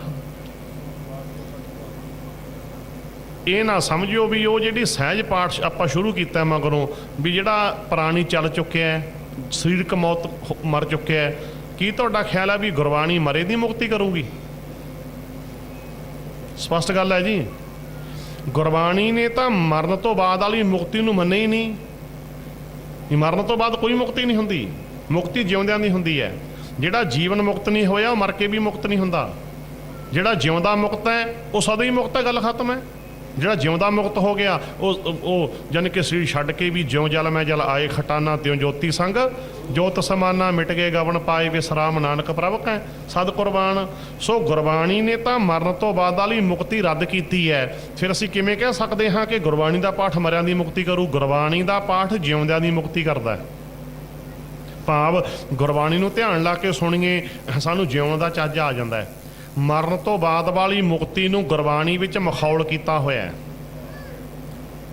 ਲੈ ਪੜੋ, ਪ੍ਰਮਾਣ ਦਿੰਦਾ। ਮਖੌਲ ਕਿਸ ਤਰ੍ਹਾਂ, ਯਾਨੀ ਕਿ ਮੇਰਾ ਕਹਿਣ ਦਾ ਅੰਦਾਜ਼ਾ ਇਹ ਹੈ, ਅੰਦਾਜ਼ ਕਹਿ ਲਓ। ਬਾਣੀ 'ਚ ਲਿਖਿਆ ਮੁਕਤ ਬੱਪੜੀ, ਮਖੌਲ ਜਾ ਕਰਤਾ ਨਾ ਵਿਚਾਰੀ ਕਹਿ ਕੇ, ਮੁਕਤ ਬੱਪੜੀ ਵੀ ਗਿਆਨੀ ਤਿਆਗੇ, ਗਿਆਨਵਾਨ ਪੁਰਸ਼ ਨੇ ਵਿਚਾਰੀ ਮੁਕਤੀ ਤਿਆਗ ਦਿੱਤੀ। ਮੁਕਤ ਬੱਪੜੀ ਦਾ ਭਾਵ ਵਿਚਾਰੀ ਮੁਕਤੀ, ਸਿੱਧਾ ਜਿਹਾ ਅਰਥ ਵੀ ਮਰਨ ਤੋਂ ਬਾਅਦ ਕਿਹੜੀ ਮੁਕਤੀ, ਕਿਹੜੀ ਵਿਚਾਰੀ ਮੁਕਤੀ ਹੁੰਦੀ ਹੈ ਮਰਨ ਤੋਂ ਬਾਅਦ? ਮੁਕਤ ਬੱਪੜੀ। ਕਿਹੜੀ ਵਿਚਾਰੀ ਮੁਕਤੀ? ਮਰਨ ਤੋਂ ਬਾਅਦ ਕੋਈ ਮੁਕਤੀ ਨਹੀਂ ਹੁੰਦੀ ਕਿਸੇ ਦੀ। ਇਸ ਕਰਕੇ ਸੱਚੇ ਗਿਆਨ ਨਾਲ ਜੁੜ ਕੇ ਜਿਉਂਦਿਆਂ ਨੇ ਮੁਕਤ ਹੋਣਾ। ਵਿਸ਼ੇ ਵਾਸ਼ਨਾ ਤੋਂ, ਗਲਤ ਖਿਆਲਾਂ ਤੋਂ, ਬੁਰਾਈਆਂ ਤੋਂ ਤਾਂ ਤੇ ਸੁਰਤ ਦੀ ਪਕੜ ਛੱਡਣੀ ਹੈ। ਜਿਉਂਦਿਆਂ ਨੇ ਮੁਕਤ ਹੋਣਾ, ਗੱਲ ਖਤਮ ਹੈ। ਪ੍ਰਭ ਕੀ ਆਗਿਆ ਆਤਮ ਹਿਤਾਵੈ ਜੀਵਨ ਮੁਕਤ ਸੋ ਕਹਾਵੈ। ਉਹ ਧਨਵੰਤ ਕੁਲਵੰਤ ਪਤਵੰਤ ਜੀਵਨ ਮੁਕਤ, ਬੋਲੋ ਸਿੰਘੋ, ਜੀਵਨ ਮੁਕਤ ਸਿਰਦਾ ਭਗਵੰਤ, ਜਿਉਂਦੇ ਮੁਕਤ। ਇਸ ਕਰਕੇ ਮਰਨ ਤੋਂ ਬਾਅਦ ਵਾਲੀ ਮੁਕਤੀ ਬਾਣੀ 'ਚ ਰੱਦ ਕੀਤੀ। ਇੱਕ ਪ੍ਰਮਾਣ ਹੋਰ ਲੈ ਲਓ, ਭਗਤ ਬੇਣੀ ਜੀ ਦਾ ਵਚਨ ਹੈ, ਬੇਣੀ ਕਹੈ ਸੁਣੋ ਰੇ ਭਗਤ ਹੋ ਮਰਨ ਮੁਕਤ ਕਿਨ ਪਾਈ। ਭਗਤ ਬੇਣੀ ਜੀ ਕਹਿੰਦੇ ਰੱਬ ਦੇ ਪਿਆਰਿਓ ਸੁਣੋ, ਮਰ ਕੇ ਮੁਕਤੀ ਕਿਹਨੇ ਪਾਈ ਹੈ? ਮਰਨ ਮੁਕਤ ਕਿਨ, ਮਰ ਕੇ ਵੀ ਕੋਈ ਮੁਕਤ ਹੋਇਆ ਕਦੇ? ਸੋ ਇਹ ਤਾਂ ਦੱਸਿਆ, ਅਸੀਂ ਇਸੇ ਭੁਲੇਖੇ 'ਚ ਨਹੀਂ ਬਾਣੀ ਪੜ੍ਹਦੇ ਸੁਣਦੇ ਮੰਨਦੇ, ਕਹਿੰਦੇ ਚੱਲ ਮਰਨ ਤੋਂ ਬਾਅਦ ਪਾਠ ਕਰਾਈ ਦੇਣਗੇ, ਇਹ ਤਾਂ ਫਿਰ ਹਰੇਕ ਦੀ ਹੋ ਜੂ, ਇਹ ਤਾਂ ਹਰੇਕ ਦੀ ਹੋ ਜੂ। ਇਸ ਕਰਕੇ ਸਹਿਜ ਪਾਠ ਕਿਉਂ ਪ੍ਰਾਰੰਭ ਕੀਤਾ ਹੈ? ਕਿਉਂਕਿ ਘਰੋਂ ਕੋਈ ਪ੍ਰਾਣੀ ਤੁਰ ਗਿਆ, ਸਾਡੇ ਮਨ ਹੈ ਜਿਹੜਾ ਕਹਿ ਲਓ ਥੋੜ੍ਹਾ ਢਲਿਆ ਹੋਇਆ, ਦਰਵਿਆ ਹੋਇਆ ਨਾ, ਭਾਵ ਐਂ ਕਹਿ ਲਓ ਵੀ ਹੰਕਾਰ ਢਲਿਆ ਜਾ ਹੋਇਆ ਹੁੰਦਾ ਥੋੜ੍ਹਾ ਜਿਹਾ। ਸੌਖਾ ਕਹਿ ਲਓ, ਇਹ ਬਰਾਗਮਈ ਦਿਨ ਹੁੰਦੇ ਐ। ਜਾਂ ਆਪਾਂ ਸਿੱਧਾ ਮੁਹਾਵਰਾ ਵਰਤ ਲਓ, ਜਿਵੇਂ ਸਿਆਣੇ ਕਹਿੰਦੇ ਨਾ, ਲੋਹਾ ਗਰਮ ਹੈ ਮਾਰ ਦਿਓ ਸੱਟ, ਹੁਣ ਮੌਕਾ ਹੈ। ਭਾਵ ਕਿ ਇਹ ਬਰਾਗਮਈ ਦਿਨ ਹੁੰਦੇ ਨੇ, ਲੋਹਾ ਗਰਮ ਹੈ, ਮਨ ਦੇ ਉੱਤੇ ਬਾਣੀ ਦੀ ਸੱਟ ਲੱਗ ਸਕਦੀ ਹੈ। ਬੋਲੋ ਸਤਨਾਮ। ਗੁਰਬਾਣੀ ਦਾ ਅਸਰ ਹੋਣ ਦੀ ਪੂਰੀ ਸੰਭਾਵਨਾ ਇਹਨਾਂ ਦਿਨਾਂ 'ਚ, ਜੇ ਕਿਤੇ ਧਿਆਨ ਲਾ ਕੇ ਬਾਣੀ ਸੁਣੋ ਨਾ ਮਾਮਾ ਭੈਣਾਂ ਵੀ, ਪਰਿਵਾਰ ਸਾਰਾ ਮੈਂਬਰ, ਪੂਰੀ ਸੰਭਾਵਨਾ ਤੁਹਾਡੇ ਤੇ ਪੂਰਾ ਅਸਰ ਹੋ ਸਕਦਾ ਬਾਣੀ ਦਾ। ਇਹ ਬਰਾਗਮਈ ਦਿਨ ਹੈ, ਘਰੋਂ ਕੋਈ ਜੀ ਤੁਰ ਗਿਆ ਨਾ, ਇਹ ਦਿਨ ਬਰਾਗਮਈ ਹੈ। ਲਾਹਾ ਲੈਣ ਦਾ ਸਮਾਂ, ਤੁਹਾਡਾ ਮਨ ਗੁਰੂ ਦੀ ਗੱਲ ਨੂੰ ਧਿਆਨ ਲਾ ਕੇ ਸੁਣ ਕੇ ਮੰਨ ਸਕਦਾ, ਕਿਉਂਕਿ ਹੁਣ ਇਹ ਢੀਠ ਹੈ ਜਿਹੜਾ ਨਾ, ਇਹ ਥੋੜਾ ਢਲਿਆ ਜਾ ਹੋਇਆ ਮਨ, ਹੁਣ ਹੰਕਾਰ ਮਾੜਾ ਢਲਿਆ ਜਾ ਹੋਇਆ ਹੁਣ, ਤੇ ਅਸਰ ਹੋ ਸਕਦਾ ਬਾਣੀ ਦਾ। ਇਸ ਕਰਕੇ ਇਹਨਾਂ ਬਰਾਗਮਈ ਦਿਨਾਂ ਤੋਂ ਅਸੀਂ ਲਾਹਾ ਲੈਣਾ ਹੈ ਗੁਰਬਾਣੀ ਸੁਣਨ ਦਾ। ਸਾਡੇ ਮਨ ਨੂੰ ਸ਼ਾਂਤੀ ਮਿਲਣੀ ਹੈ ਬਾਣੀ ਸੁਣ ਕੇ, ਭਾਣਾ ਮੰਨਣ ਦਾ ਬਲ ਮਿਲਣਾ ਹੈ, ਤੇ ਮਨ ਦੇ ਉੱਤੇ ਅਸਰ ਹੁੰਦਾ ਬਾਣੀ ਦਾ। ਇਸ ਕਰਕੇ ਅਸੀਂ ਪਾਠ ਪ੍ਰਾਰੰਭ ਕਰਦੇ ਹਾਂ। ਇਹ ਭੁੱਲ ਜਾਣਾ ਵੀ ਗੁਰਬਾਣੀ ਦਾ ਪਾਠ ਮਰੇ ਦੀ ਮੁਕਤੀ ਕਰੇਗਾ ਨਾ, ਗੁਰਬਾਣੀ ਜਿਉਂਦਿਆਂ ਦੀ ਮੁਕਤੀ ਕਰਦੀ ਹੈ। ਆਪਾਂ ਦ੍ਰਿੜ ਕਰ ਲਈ ਇਸ ਗੱਲ ਨੂੰ, ਜਿਉਂਦੇ ਬਾਣੀ ਨਾਲ ਜੁੜ ਜਾਓ। ਕਈਆਂ ਦਾ ਮੈਂ ਹਾਲ ਦੇਖਿਆ, ਜਿਉਂਦਾ ਠੇਕੇ ਨੂੰ ਜਾਂਦਾ, ਮਰੇ ਨੂੰ ਗੁਰਦੁਆਰੇ ਨੂੰ ਲਈ ਜਾਂਦੇ ਐ। ਬੋਲੋ ਸਤਨਾਮ। ਕਹਿੰਦੇ ਮੱਥੀ ਟਕਾ ਲੈ ਚੱਲੀਏ, ਜਾਂਦੇ ਲੈ ਹੁਣ ਮਰਿਆ ਮੱਥਾ ਟੇਕੂਗਾ। ਜਿਉਂਦਾ ਠੇਕੇ ਨੂੰ ਜਾਂਦਾ ਸੀਗਾ, ਮਰੇ ਨੂੰ ਚੱਕੀ ਜਾਂਦੇ ਮੱਲੋ ਮੱਲੀ ਗੁਰਦੁਆਰੇ ਨੂੰ ਚੱਕੀ ਜਾਂਦੇ ਨਾ, ਇਹ ਨਹੀਂ ਹੁੰਦਾ। ਇਸ ਕਰਕੇ ਇਹਨਾਂ ਗੱਲਾਂ ਨੂੰ ਅਸੀਂ ਸਮਝ ਲਿਆ, ਇਹ ਨੁਕਤੇ ਸਮਝ ਲਏ, ਪਾਠ ਪ੍ਰਕਾਸ਼ ਦੀ ਗੱਲ ਸਮਝ ਲਈ। ਫਿਰ ਅੰਗੀਠਾ ਠੰਡਾ ਹੋਣ ਤੇ ਅਤੀ ਜ਼ਰੂਰੀ ਗੱਲ ਹੈ ਜਿਹੜੀ, ਸਾਰਾ ਅੰਗੀਠਾ ਇਕੱਠਾ ਕਰਕੇ ਨੇੜੇ ਵਗਦੇ ਪਾਣੀ ਵਿੱਚ ਪਾ ਦਿਓ। ਜੇ ਪਾਬੰਦੀ ਹੈ, ਜਿਵੇਂ ਕਈ ਸਟੇਟ 'ਚ ਪਾਬੰਦੀ, ਪਾਣੀ ਤੁਸੀਂ ਕੁਝ ਪਾ ਨਹੀਂ ਸਕਦੇ, ਕੈਨੇਡਾ ਅਮਰੀਕਾ ਤਾਂ ਮੈਂ ਸੁਣਿਆ, ਤੁਹਾਨੂੰ ਪਤਾ ਹੈ। ਤਾਂ ਦੂਜਾ ਆਪਸ਼ਨ ਵੀ ਦਿੱਤਾ ਹੋਇਆ ਰਹਿਤ ਮਰਜ਼ਾਦਾ 'ਚ, ਤਾਂ ਟੋਆ ਪੱਟ ਕੇ ਦੱਬ ਦਿਓ। ਜਾਂ ਕਈ ਇਲਾਕੇ ਹੁੰਦੇ ਐ ਵੀ ਪਾਣੀ ਹੈ ਨਹੀਂ ਕਿਤੇ ਨੇੜੇ ਤੇੜੇ, ਤਾਂ ਟੋਆ ਪੱਟ ਕੇ ਦੱਬ ਦਿਓ। ਪਹਿਲਾ ਆਪਸ਼ਨ ਦਿੱਤਾ ਹੋਇਆ ਹੈ ਵੀ ਨੇੜੇ ਵਗਦੇ ਕਿਸੇ ਡੂੰਘੇ ਪਾਣੀ 'ਚ ਵਹਾ ਦਿਓ, ਸਾਰਾ ਅੰਗੀਠਾ ਇਕੱਠਾ ਕਰਕੇ, ਚੁਗਣਾ ਕੁਛ ਨਹੀਂ ਵਿੱਚੋਂ। ਕਈ ਚੁਗਣ ਜੇ ਵਹਿ ਜਾਂਦੇ ਆ ਗੁਥਲੀ ਲੈ ਕੇ, ਕੱਚੀ ਲੱਸੀ ਬਾਲਟੀ 'ਚ ਪਾ ਲੈਂਦੇ, ਉਹ 'ਚ ਪਤਾ ਕੱਚੀ ਲੱਸੀ ਦਾ ਪਤਾ ਨਹੀਂ ਕਿਉਂ ਨਹੀਂ ਖੜਾ ਛੱਡਦੇ ਸਿੱਖ। ਇਹ ਹੁਣ ਸੁਣਾਈ ਤਾਂ ਨਹੀਂ ਜਾਣੀ, ਕੱਚੀ ਲੱਸੀ ਕਿੱਥੋਂ ਚੱਲੀ ਪਤਾ ਤੁਹਾਨੂੰ? ਮੈਂ ਇਸ਼ਾਰਾ ਦੇ ਦਿਆਂ, ਸਟੇਜ ਤੇ ਨਹੀਂ ਸੁਣਾ ਸਕਦਾ। शिव जी नाल संबंधित एडी अश्लील कहानी है, कच्ची लस्सी तो शुरू हुई, जो कि असी स्टेज तो नहीं सुना सकते। बाद च भी ना कोई पुछ लियो, बाद च भी मैं नहीं दस सकता। तुम सोचो ना भी हुण मावां भैणां धीआं बैठियां, चल तां नहीं सुनाई, मगरों कल्ले नूं पुछण लग जाओ। वो इन्नी गंदी कहानी है, मैं जीव ना सुनाई नहीं सकनी, गल खत्म है। जे कदे कलम चुकी तो लिखूंगा, वो वखरी गल है। इंडी गद्दी कहानी, पता नहीं असीं कच्ची लस्सी दा खड़ा क्यों नहीं छड्डदे। कच्ची लस्सी ना धोने फुल धोने, कच्ची लस्सी ना फुल धोने, कच्ची लस्सी ना पता नहीं की मतलब, पता नहीं की धोई जाते ने बैठे। इस करके इन्हां गल्लां नूं छड्ड दईए। अंगीठा सारा इकट्ठा करना, भाव अंगीठा समेटण की प्रक्रिया कहते इहनूं। तां ते वो भी थां तां खाली करना ही है ना, भाव थां खाली करना। दूजा चलो इन्ना क तां हुंदी है मनुखी भाव भी मनुखी हड्डियां पैरां थल्ले नहीं रुलनियां चाहीदियां, बिल्कुल हैं आप मनुख हैं, ठीक है। वो करके भाई अंगीठा सारा इकट्ठा करके अंगीठे का समेट दिता, थां खाली कर दिता, तो उन्होंने पानी च पा दो किसी गहरे में, जो पानी का बहा चाहे टोआ पट के दब दो। तो वह काम ना करो किहड़ा भी गुथली च पा के तुरन वाला। बहुती दुनिया की करती है, अपने च भी यही हाल है, मोढा बदलते है, भार नहीं सुटते। अज दिने भी गल चल रही सी, मेरा ख्याल गुरजीत सिंह के घरे बैठे गल चलती सी, गल्लां घर भी चलदियां रहिंदियां ने ना, मैनूं हुण याद नहीं पक्का सुबह कित्थे गल होई सी अपनी सिंह नाल ही साडे, चलो किते भी है। ताते भी मोढे बदल लेंदे हाँ असीं। मोढे बदलना भाव समझ गए, सौखा दृष्टांत है भाव ये भी मान लो सज्जे मोढे ते 50 किलो भार है, सज्जे ते उन्हें की किया, सज्जे तो चुक के 50 किलो खब्बे ते धर लिया, धर के खब्बे दे पता की कहता, हा हा हा हा हा हौले जे हो गए, भी हौला सवाह हो गया। भाव एक भुलेखा ही है, भार तो उन्ना ही है, मोढा बदलिया, हौला कित्थों हो गया, मोढा बदलिया। भाव कुछ क समा भुलेखा जा पै गया भी हौले जे हो गए। हौला तो तां होवे जे सुट दें, हौला तां होवे, तू तो मोढा ही बदलिया, तो उन्ना ही फिर लगूगा मिनट कनूं। भाव की है कि दुनिया पखंड नहीं छड्डदी, मोढे बदल लेंदे, रूप बदल लिया। पहला की करदे जिन की कोई तो हड्डियां गुथली च पा के तुर जांदा हरद्वार नूं, ਤੇ ਅਸੀਂ ਮੋਢਾ ਬਦਲਿਆ, ਅਸੀਂ ਗੁਥਲੀ 'ਚ ਹੱਡੀਆਂ ਪਾ ਕੇ ਕੀਰਤਪੁਰ ਸਾਹਿਬ ਨੂੰ ਤੁਰ ਗਏ। ਪਰ ਉਹ ਗੁਥਲੀ 'ਚ ਹੱਡੀਆਂ ਪਾਉਣ ਵਾਲਾ ਪਖੰਡ ਨਹੀਂ ਛੱਡਿਆ। ਬੋਲੋ ਸਤਨਾਮ। ਉਹ ਤਾਂ ਨਹੀਂ ਛੱਡਿਆ, ਰੂਟ ਹੀ ਬਦਲਿਆ। ਕੋਈ ਮੂੰਹ ਚੱਕ ਕੇ ਹਰਿਦੁਆਰ ਨੂੰ ਤੁਰ ਗਿਆ, ਅਸੀਂ ਕੀਰਤਪੁਰ ਸਾਹਿਬ ਨੂੰ ਤੁਰ ਗਏ। ਅਸੀਂ ਕੀ ਘੱਟ ਛੱਡ ਦਾ ਪਖੰਡ? ਅਸੀਂ ਮੰਨ ਲਈ ਸਿੱਖੀ। ਅਸੀਂ ਗੁਰਮਤ ਕੀ ਹੈ? ਪੜੋ ਬਾਣੀ। ਗੁਰਮਤ ਕੀ ਹੈ? ਜੇ ਮ੍ਰਿਤਕ ਕੋ ਚੰਦਨ ਚੜਾਵੈ, ਉਸ ਤੇ ਕਹੋ ਕਵਨ ਫਲ ਪਾਵੈ। ਜੇ ਮ੍ਰਿਤਕ ਕੋ ਬਿਸਟਾ ਮਾਹੇ ਰਲਾਈ, ਤਾਂ ਮ੍ਰਿਤਕ ਕਾ ਕਿਆ ਘਟ ਜਾਈ।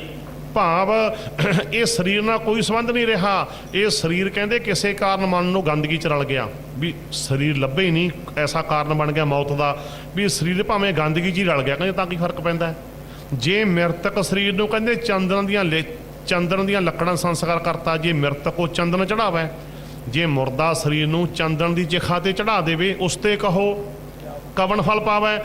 ਉਹ ਚੰਦਨ ਦੀ ਚਿਖਾ ਤੋਂ ਕਿਹੜਾ ਜੀਵ ਆਤਮਾ ਨੇ ਕੋਈ ਫਲ ਪਾ ਲੈਣਾ? ਭਾਵ ਜੀਵ ਆਤਮਾ ਦਾ ਸਰੀਰ ਨਾਲ ਕੋਈ ਸੰਬੰਧ ਨਹੀਂ, ਚਾਹੇ ਗੰਦਗੀ 'ਚ ਰਲ ਗਿਆ, ਚਾਹੇ ਚੰਦਨ ਦੀਆਂ ਲੱਕੜਾਂ ਸੰਸਕਾਰ ਹੋ ਗਿਆ। ਇਹਨਾਂ ਗੱਲਾਂ ਨਾਲ ਕੋਈ ਫਰਕ ਨਹੀਂ ਪੈਂਦਾ। ਫੈਸਲਾ ਬਾਣੀ ਦਾ। ਇਸ ਕਰਕੇ ਜੇ ਚੰਦਨ ਦੀ ਚਿਖਾ 'ਚ ਸੰਸਕਾਰ ਹੋ ਕੇ ਵੀ ਕੋਈ ਲਾਭ ਨਹੀਂ ਹੋਣਾ, ਤੇ ਹੱਡੀਆਂ ਕੀਰਤਪੁਰ ਪਾ ਕੇ ਕੀ ਲਾਭ ਹੋ ਜੂ? ਹੱਡੀਆਂ ਕਹਿ ਲਓ, ਅਸਥੀਆਂ ਕਹਿ ਲਓ, ਪਰਾਇਵਾਚੀ ਸ਼ਬਦ ਹੀ ਹੈ। ਤਾਂ ਤੇ ਇਹ ਛੱਡ ਦਈਏ। ਤੇ ਹੁਣ ਬਾਹਰ ਵੀ ਇਹੀ ਮਨਮਤ ਰਹਿ ਗਏ ਕਿ ਸਾਡੇ ਭਰਾ ਸਾਰੇ ਨਹੀਂ, ਕੁਝ ਨੂੰ ਗਿਆਨ ਹੈ। ਮੈਨੂੰ ਇੱਧਰ ਕੈਨੇਡਾ ਵਿੱਚ ਇੱਕ ਗੱਲ ਸੁਣਾਈ, ਇੱਕ ਵੀਰ ਨੇ, ਬੈਠੇ ਜਿਵੇਂ ਆਮ ਘਰਾਂ 'ਚ ਬੈਠੇ ਹੁੰਦੇ ਆ, ਹੋਰ ਵੀ ਕਰਦੇ ਹੋਣਗੇ। ਕਹਿੰਦੇ ਜੀ ਉਹਨਾਂ ਦਾ ਬਾਪ ਚੜ੍ਹਾਈ ਕਰ ਗਿਆ ਇੱਥੇ ਕੈਨੇਡਾ ਦੇ ਵਿੱਚ। ਕਹਿੰਦੇ ਮਗਰੋਂ ਥੋੜ੍ਹੇ ਕੁ ਸਮੇਂ ਬਾਅਦ ਜਦੋਂ ਇੰਡੀਆ ਜਾਣਾ ਸੀਗਾ, ਕਹਿੰਦੇ ਟਿਕਟ ਲੈ ਲਈ ਬਾਪੂ ਦੀ, ਜੋ ਚੜ੍ਹਾਈ ਕਰ ਚੁੱਕਿਆ। ਅਤੇ ਉਹ ਗੁਥਲੀ 'ਚ ਪਾ ਕੇ ਸਾਹਮਣੇ ਹੋਈਆਂ ਸੀ ਪਹਿਲਾਂ ਹੀ ਅਸਥੀਆਂ। ਉੱਥੇ ਹੀ ਜਾ ਕੇ ਸੰਸਕਾਰ ਵਾਲੀ ਥਾਂ 'ਤੇ ਜਾ ਕੇ ਨਾ ਗੁਥਲੀ ਐਂ ਘੁਮਾ ਕੇ, ਆ ਜਾ ਬਾਪੂ ਚੱਲੀਏ ਕੀਰਤਪੁਰ। ਹਾਂ ਮੈਨੂੰ ਦੱਸਣ, ਉਹ ਦੇਖੋ ਸਿੱਖਾਂ ਦਾ ਦਿਮਾਗੀ ਦਿਵਾਲਾ ਨਿਕਲਿਆ। ਆ ਜਾ ਬਾਪੂ, ਵੀ ਭਾਵੇਂ ਇੱਥੇ ਨਾ ਫਿਰਦਾ ਰਹੀ, ਆ ਜਾ ਬਾਪੂ ਚੱਲੀਏ ਕੀਰਤਪੁਰ। ਜਹਾਜ਼ ਦੀ ਟਿਕਟ ਕਟਾਈ ਤੇ ਹੱਡੀਆਂ ਵਾਲੀ ਗੁਥਲੀ ਸੀਟ ਤੇ ਰੱਖ ਕੇ ਲੈ ਕੇ ਆਏ। ਸੀਟ ਤੇ ਰਹਿ ਕੇ ਆਏ, ਸੀਟ ਤੇ ਰੱਖ ਕੇ। ਦੇਖੋ ਤੁਸੀਂ, ਟਿਕਟ ਕਟਾ ਕੇ ਆਹ ਹਾਲਤ ਹੈ ਸਾਡਾ। ਇਹ ਹਾਲ ਹੈ ਸਾਡਾ ਲੋਕਾਂ ਦਾ, ਸੋਚੋ ਤੁਸੀਂ। ਇਸ ਕਰਕੇ ਇਹਨਾਂ ਗੱਲਾਂ ਨੂੰ ਸਮਝਣ ਦੀ ਕੋਸ਼ਿਸ਼ ਕਰੀਏ, ਤੇ ਤੁਸੀਂ ਮਗਰ ਨਾ ਲੱਗਿਆ ਕਰੋ ਲੀਡਰਾਂ ਦੇ ਜਾਂ ਬਾਬਿਆਂ ਦੇ। ਤਾਂ ਦੱਸਿਆ ਵੀ ਇਹਨਾਂ ਨਹੀਂ ਰਹਿਤ ਮਰਿਆਦਾ ਮੰਨੀ। ਕੋਈ ਲੀਡਰ ਚੜ੍ਹਾਈ ਕਰ ਜੇ 100 ਗੱਡੀ ਲੈ ਕੇ ਉੱਧਰ ਤੁਰ ਜਾਂਦਾ। ਕੋਈ ਬਾਬਾ ਚੜ੍ਹਾਈ ਕਰ ਜੇ, ਉਹਦੀ ਪਾ ਕੇ ਸਵਾਹ ਦੀ ਟੋਕਣੀ 'ਚ ਮੱਥੇ ਟਿਕਾਈ ਜਾਂਦੇ ਨੇ, ਸਵਾਹ ਨੂੰ ਤੁਰ ਪੈਂਦੇ ਨੇ। ਆ ਪਿੱਛੇ ਤੁਹਾਨੂੰ ਪਤਾ ਹੀ, ਇੱਕ ਬਾਬਾ ਕਈਆਂ ਨੂੰ ਰੋੜ ਕੇ ਲੈ ਗਿਆ ਸੀ। ਬੋਲੋ ਸਤਨਾਮ। ਉਹ ਫਿਰ ਇੱਕ ਪੱਖੀ ਵਾਲਾ ਵੀ ਚਾਹੀਦਾ ਨਾਲ ਨਾ, ਇੱਕ ਗੜਬੇ ਵਾਲਾ ਵੀ ਚਾਹੀਦਾ, ਇੱਕ ਜੁੱਤੀ ਚੱਕਣ ਵਾਲਾ ਵੀ ਚਾਹੀਦਾ ਨਾ ਨਾਲ ਸਾਰਾ ਕੁਛ। ਹਾਂਜੀ, ਪੁੱਠੇ ਕੰਮਾਂ ਤੇ ਚੋਟ ਕੀਤੀ ਹੈ। ਮੇਰਾ ਕਿਸੇ ਨਾਲ ਨਿੱਜੀ ਵਿਰੋਧ ਨਹੀਂ, ਪੁੱਠੇ ਕੰਮ ਕਰਨਾ। ਇਸ ਕਰਕੇ ਇਹਨਾਂ ਗੱਲਾਂ ਦਾ ਕੋਈ ਸੰਬੰਧ ਨਹੀਂ, ਛੱਡ ਦਈਏ। ਤੇ ਕਈ ਗੁਰਬਾਣੀ ਦੀ ਪੰਕਤੀ ਗਲਤ ਵਿਸ਼ਰਾਮ ਲਾ ਕੇ ਪੜ੍ਹਦੇ ਆ, ਉਹ ਵੀ ਸੁਣ ਲਓ। ਪਹਿਲਾਂ ਸ਼ੁੱਧ ਸੁਣ ਲਓ। ਪਿੰਡ ਪੱਤਲ ਕਿਰਿਆ ਦੀਵਾ ਫੁੱਲ, ਇੱਥੇ ਆ ਕੇ ਵਿਸ਼ਰਾਮ ਲਾਉਣਾ। ਪਿੰਡ ਪੱਤਲ ਕਿਰਿਆ ਦੀਵਾ ਫੁੱਲ, ਹਰਸਰ ਭਾਵੇਂ। ਹਰਸਰ ਕੀ ਹੁੰਦਾ? ਜਿੱਥੇ ਹਰੀ ਪ੍ਰਮਾਤਮਾ ਦੇ ਨਾਮ ਦਾ ਪ੍ਰਵਾਹ ਚੱਲਦਾ, ਭਾਵ ਸਤਸੰਗ ਸਰੋਵਰ, ਜਿੱਥੇ ਗੁਰਬਾਣੀ ਰਾਹੀਂ ਪਰਮਾਤਮਾ ਦਾ ਪ੍ਰਵਾਹ ਚੱਲਦਾ ਹੈ, ਰੱਬੀ ਬਾਣੀ ਦਾ ਪ੍ਰਵਾਹ ਚੱਲਦਾ ਹੈ। ਸਾਡਾ ਸਾਰਾ ਕਿਰਿਆ ਕਰਮ ਸਤਸੰਗ ਹੈ। ਪਿੰਡ ਪੱਤਲ ਕਿਰਿਆ ਦੀਵਾ ਫੁੱਲ। ਕਈ ਪਤਾ ਕਿਵੇਂ ਬਾਣੀ ਪੜ੍ਹਦੇ ਦੱਸਣ ਵਾਸਤੇ। ਪਿੰਡ ਪੱਤਲ ਕਿਰਿਆ ਦੀਵਾ ਤੇ ਆ ਕੇ ਰੁਕ ਜਾਂਦੇ ਆ। ਫੁੱਲ ਹਰਸਰ ਪਾਵੇ, ਫੁੱਲ ਨੂੰ ਚੱਕ ਕੇ ਹਰਸਰ ਨਾਲ ਜੋੜ ਦਿੰਦੇ ਆ। ਜਿਹੜਾ ਬਕਾਊ ਮਾਲ ਹੈ RSS ਦਾ, ਉਹ ਹਰਸਰ ਦਾ ਅਰਥ ਹਰਦੁਆਰ ਕਰ ਦਿੰਦੇ ਆ। ਕਹਿੰਦੇ ਬਾਣੀ 'ਚ ਲਿਖਿਆ ਤਾਂ ਪਿਆ ਫੁੱਲ ਹਰਦੁਆਰ ਪਾਓ। ਤੇ ਪੁੱਛਦੀ ਨਾ ਫੱਟੀ ਸਾਡੀ। ਆ ਜਿਹੜੇ ਬੂਬਣੇ ਕਥਾ ਕਰਦੇ ਸਟੇਜਾਂ ਤੇ, ਇਹੋ ਜਿਹੀ ਕਥਾ ਕਰਦੇ ਆ ਉਹ। ਇਸ ਕਰਕੇ ਫੁੱਲ ਤੇ ਉਹਨੂੰ ਪੁੱਛੋ ਵੀ ਫੁੱਲ ਹਰਸਰ ਪਾਵੇ ਤੇ ਪਿੰਡ ਪੱਤਲ ਕਿਰਿਆ ਦੀਵਾ ਕਿੱਥੇ ਪਾਵੇ। ਭਾਵ ਕਿ ਸਾਡਾ ਸਾਰਾ ਕਿਰਿਆ ਕਰਮ ਸਤਸੰਗ ਹੈ। ਬਸ ਇੱਕ ਫਰਮਾਨ ਹੋਰ ਲੈ ਲਓ, ਪਿੰਡ ਪੱਤਲ ਮੇਰੀ ਕੇਸੋ ਕਿਰਿਆ ਸੱਚ ਨਾਮ ਕਰਤਾਰ। ਸਾਡੀ ਸਾਰੀ ਕਿਰਿਆ ਸੱਚੇ ਪ੍ਰਮਾਤਮਾ ਦਾ ਨਾਮ ਹੀ ਹੈ। ਅਸੀਂ ਕੋਈ ਕਰਮ ਕਾਂਡ ਨਹੀਂ ਕਰਦੇ, ਭਾਵ ਸਭ ਕੁਛ ਮੇਰਾ ਪਰਮਾਤਮਾ ਦੀ ਯਾਦ ਹੈ ਬਸ। ਇਸ ਕਰਕੇ ਇੱਦਾਂ ਦੇ ਕਿਸੇ ਕਿਰਿਆ ਕਰਮ ਵਿੱਚ ਨਾ ਪਈਏ। ਤੇ ਇਤਿਹਾਸਕ ਰਮਜਾਂ ਕਾਫੀ ਹੁੰਦੀਆਂ। ਵੱਡਾ ਘੱਲੂਘਾਰਾ ਹੋਇਆ, 30,000 ਸਿੰਘ ਸਿੰਘਣੀਆਂ ਬੱਚੇ ਸ਼ਹੀਦੀਆਂ ਪਾ ਗਏ ਨਾ। ਅਸਥੀਆਂ ਕਿਹਨੇ ਕਿੱਥੇ ਪਾਈਆਂ? 10,000 ਸਿੰਘ ਕਾਹਨੂੰ ਬਾਣ ਦੇ ਜੰਗਲ 'ਚ ਸ਼ਹੀਦ ਹੋ ਗਏ। ਛੋਟਾ ਘੱਲੂਘਾਰਾ ਕਹਿੰਦੇ ਆ ਨਾ ਆਪਾਂ। ਅਸਥੀਆਂ ਕਿਹਨੇ ਕਿੱਥੇ ਪਾਈਆਂ? ਝੂਠੇ ਪੁਲਿਸ ਮੁਕਾਬਲੇ 25,000 ਦੀ ਲਿਸਟ ਤਾਂ ਜਸਵੰਤ ਸਿੰਘ ਖਾਲੜਾ ਨੇ ਲੱਭ ਲਈ ਸੀ। ਜਸਵੰਤ ਸਿੰਘ ਖਾਲੜਾ ਵੀ ਅਣਪਛਾਤੀ ਲਾਸ਼ ਬਣਾ ਦਿੱਤਾ ਗਿਆ। ਖਾਲੜਾ ਜੀ ਦੀਆਂ ਅਸਥੀਆਂ ਕਦੇ ਵੀ ਕੀਰਤਪੁਰ ਨਹੀਂ ਪਹੁੰਚਣੀਆਂ। ਤੁਸੀਂ ਆਸਤੀਆਂ ਭਾਲਦੇ ਹੋ, ਡੈਥ ਸਰਟੀਫਿਕੇਟ ਨਹੀਂ ਮਿਲਣਾ। ਬੋਲੋ ਸਤਨਾਮ। ਆਸਤੀਆਂ ਕਿਹਨੇ ਕਿੱਥੇ ਪਾਈਆਂ? ਜੂਨ 84 ਘੱਲੂ ਘਰ ਆਸਤੀਆਂ ਕਿਹਨੇ ਕਿੱਥੇ ਪਾਈਆਂ? ਚਮਕੌਰ ਸਾਹਿਬ ਦਾ ਜੰਗ ਆਸਤੀਆਂ ਕਿਹਨੇ ਕਿੱਥੇ ਪਾਈਆਂ? ਮਾਂ ਜੀ ਤੇ ਛੋਟੇ ਸਾਹਿਬਜ਼ਾਦੇ ਸਰਹੰਦ ਸ਼ਹੀਦ ਹੋ ਗਏ, ਆਸਤੀਆਂ ਕਿਹਨੇ ਕਿੱਥੇ ਪਾਈਆਂ? ਹੈ ਜਵਾਬ, ਅਸੀਂ ਤਾਂ ਤੁਰ ਪੈਂਦੇ ਗੁਥਲੀ 'ਚ ਪਾ ਕੇ, ਅਸੀਂ ਤਾਂ ਗੁਥਲੀ 'ਚ ਪਾ ਕੇ ਤੁਰ ਪੈਂਦੇ ਹਾਂ। ਇਹ ਗੱਲਾਂ ਛੱਡ ਦਿਓ, ਇਹਨਾਂ ਗੱਲਾਂ ਨੂੰ ਅਸੀਂ ਛੱਡ ਦੇਈਏ, ਇਹਨਾਂ ਗੱਲਾਂ ਦਾ ਕੋਈ ਮਤਲਬ ਨਹੀਂ। ਤਾਂ ਤੇ ਇਹ ਨੁਕਤਾ ਆਪਾਂ ਸਮਝ ਲਿਆ। ਅੰਤਮ ਸੰਸਕਾਰ ਨਾਲ ਸੰਬੰਧਿਤ ਪਾਠ ਪ੍ਰਕਾਸ਼ ਕਰਦੇ ਹਾਂ, ਕਾਹਦੇ ਵਾਸਤੇ, ਉਹ ਵੀ ਆਪਾਂ ਨੁਕਤਾ ਸਮਝ ਲਿਆ। ਚਲੋ ਫਿਰ ਆ ਜਾਓ ਅੰਤਮ ਅਰਦਾਸ ਤੇ। ਸਾਡੇ ਕੁਝ ਭੈਣ ਭਰਾ ਕੀ ਕਰਦੇ ਐ, ਸਾਰੇ ਨਹੀਂ, ਇਹਨੂੰ ਸੋਝੀ ਉਹਨੂੰ ਛੱਡ ਕੇ ਵੀ ਬੜੇ ਤਰ੍ਹਾਂ ਦੀਆਂ ਵੈਰਾਈਟੀਆਂ ਬਣਾਉਂਦੇ ਐ, ਉਹਦੀ ਵੀ ਅਮੀਰੀ ਦਿਖਾਉਂਦੇ ਐ ਵੀ ਖਾਣ ਪੀਣ ਦਾ ਕੋਈ ਸਮਾਂ ਹੁੰਦਾ ਹੈ। ਹੁਣ ਅੰਤਮ ਅਰਦਾਸ ਤੇ ਵੀ ਮਟਰ ਪਨੀਰ, ਗੁਲਾਬ ਜਾਮਣਾ, ਜਲੇਬੀਆਂ, ਪਕੌੜੇ, ਬਰੈਡ। ਪਤਾ ਹੀ ਨਹੀਂ ਲੱਗਦਾ ਵੀ ਅੰਤਮ ਅਰਦਾਸ ਹੋਣੀ ਹੈ ਕਿ ਕੋਈ ਵਿਆਹ ਵਾਲਾ ਟੈਂਟ ਲੱਗਿਆ, ਪਤਾ ਹੀ ਨਹੀਂ ਲੱਗਦਾ ਵੀ ਕੋਈ ਸਮਾਂ ਹੁੰਦਾ ਹੈ। ਇਸ ਕਰਕੇ ਇਹ ਗੱਲਾਂ ਛੱਡ ਦਿਓ, ਇਹ ਗੱਲਾਂ। ਸਾਦਾ ਦਾਲਾ ਪ੍ਰਸ਼ਾਦਾ ਬਣਾਓ, ਠੀਕ ਹੈ, ਭੈਣ ਭਾਈਆਂ ਨੇ, ਰਿਸ਼ਤੇਦਾਰਾਂ ਨੇ, ਦੋਸਤਾਂ ਮਿੱਤਰਾਂ ਨੇ ਆਉਣਾ, ਪੇਟ ਲਈ ਭੋਜਨ ਮਿਲ ਜਾਵੇ, ਸਭ ਨੂੰ ਚੰਗੀ ਗੱਲ ਹੈ। ਪਰ ਕੋਈ ਸਮਾਂ ਹੁੰਦਾ, ਸਾਦਾ ਦਾਲਾ ਪ੍ਰਸ਼ਾਦਾ ਰੱਖਿਆ ਕਰੋ। ਤੇ ਉਹ ਐਵੇਂ ਲੋਕ ਲਾਚ 'ਚ ਨਾ ਪਿਆ ਕਰੋ। ਬਿਲਕੁਲ ਆਪਾਂ ਨਿੱਕੀਆਂ ਨਿੱਕੀਆਂ ਗੱਲਾਂ ਕਰਦੇ ਹਾਂ, ਕਈ ਵਾਰੀ ਆਪਾਂ ਕਹਿ ਦਿੰਦੇ ਹਾਂ ਸਿਆਣੇ ਹੋ ਗਏ। ਮਾਫ਼ ਕਰਨਾ, ਗੁਰੂ ਦੇ ਗਿਆਨ ਤੋਂ ਬਿਨਾਂ ਸਾਡੀ ਸੁਰਤ ਮਚਿਓਰ ਨਹੀਂ ਹੁੰਦੀ। ਅੰਦਰ ਸਾਡੇ ਨਿਆਣਪਣ ਹੀ ਪਿਆ ਰਹਿੰਦਾ। ਨਿਆਣੇ ਵਾਲੀਆਂ ਗੱਲਾਂ ਕੀ ਹੈ, ਉਹ ਜੀ ਕੀ ਕੁੜ ਗਏ ਜੀ, ਕੁੜਮਾ ਚੌਰੀ ਜੀ, ਫਿਰ ਕੁੜਮਣੀਆਂ, ਸਾਡੀਆਂ ਭੈਣਾਂ ਵੀ ਕਹਿਣਗੀਆਂ ਕੁੜਮਣੀਆਂ ਆਉਣਗੀਆਂ, ਲੈ ਜੇ ਸਾਦਾ ਬਣਾ ਲਿਓ, ਕਹਿਣਗੇ ਕੁੜੇ ਨਾਂਗੀ ਹੋਣਗੇ, ਗੁਲਾਬ ਜਾਮਣਾ ਜਲੇਬੀਆਂ ਪਕਾਈਆਂ ਹੀ ਨਹੀਂ। ਬੋਲੋ ਸਤਨਾਮ। ਉਹਨਾਂ ਨੂੰ ਪੁੱਛੋ ਵੀ ਦਾਲੇ ਟੈਸਟ ਕਰਨ ਆਈਓ ਕਿ ਇੱਥੇ ਅੰਤਮ ਅਰਦਾਸ 'ਚ ਆਈਓ? ਕਿਹੇ ਜੀ ਦੁਨੀਆ ਹੋ ਗਈ ਦੇਖੋ, ਰੋਣੇ ਵੀ ਨਕਲੀ ਹੋ ਗਏ, ਗੁਲਾਬ ਜਾਮਣਾ ਜਲੇਬੀਆਂ ਖਾ ਕੇ ਅੱਖਾਂ ਨੂੰ ਥੁੱਕ ਵੀ ਲਾ ਲਿਆ। ਕਮਾਲ ਦੀ ਗੱਲ ਹੋ ਗਈ, ਕਿਹੇ ਜੀ ਦੁਨੀਆ। ਰੋਣੇ ਵੀ ਨਕਲੀ ਹੋ ਗਏ ਸਾਡੇ, ਰੋਣੇ ਵੀ ਨਕਲੀ। ਉਹ ਜੀ ਰਿਸ਼ਤੇਦਾਰ ਕਹਿਣਗੇ ਨਾਂਗੀ ਹੋਣਗੇ ਯਾਰ, ਹੈ ਮਟਰ ਪਨੀਰ ਨਹੀਂ ਬਣਾਇਆ, ਚੰਗੀਆਂ ਸਬਜ਼ੀਆਂ ਚੰਗੇ ਨਹੀਂ, ਜਦ ਨਾਂਗੀ ਹੋਣਗੇ ਯਾਰ, ਤਾਂ ਹੈ ਨਾ।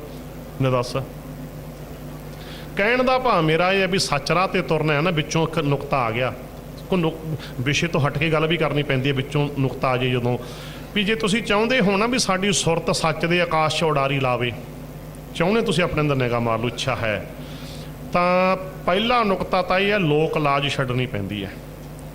ਕੰਨ ਲੋਕਾਂ ਵੱਲ ਨਹੀਂ ਰੱਖਣਾ, ਦੁਨੀਆ ਵੱਲ ਕਹਿ ਲਓ। ਕੰਨ ਕਿੱਧਰ ਰੱਖਣਾ? ਗੁਰੂ ਵੱਲ। ਇਹ ਨਾ ਖਿਆਲ ਕਰਿਆ ਕਰੋ ਵੀ ਲੋਕ ਕੀ ਕਹਿੰਦੇ ਐ, ਇਹ ਧਿਆਨ ਰੱਖਿਆ ਕਰੋ ਗੁਰੂ ਜੀ ਕੀ ਕਹਿੰਦੇ ਐ। ਬੋਲੋ ਸਤਨਾਮ। ਕਬੀਰ ਦੀਨ ਗਵਾਇਆ ਦੁਨੀ ਸੇ ਦੁਨੀ ਨਾ ਚਾਲੀ, ਪਾਏ ਕੁਹਾੜਾ ਮਾਰਿਆ ਗਾਫਲ, ਸ਼ਲੋਕ ਗਿਆਨ ਕਰ ਲਓ। ਕਬੀਰ ਦੀਨ ਗਵਾਇਆ ਦੁਨੀ ਸਿਓ, ਦੀਨ ਗਵਾਇਆ ਦੁਨੀ ਸਿਓ।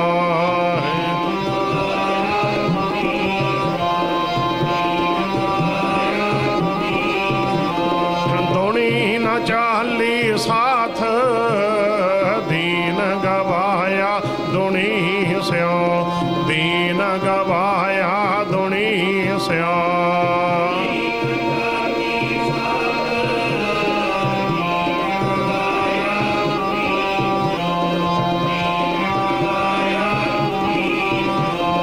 ਪਾਏ ਕੁਹਾੜਾ ਮਾਰਿਆ, ਪਾਏ ਕੁਹਾੜਾ ਮਾਰਿਆ।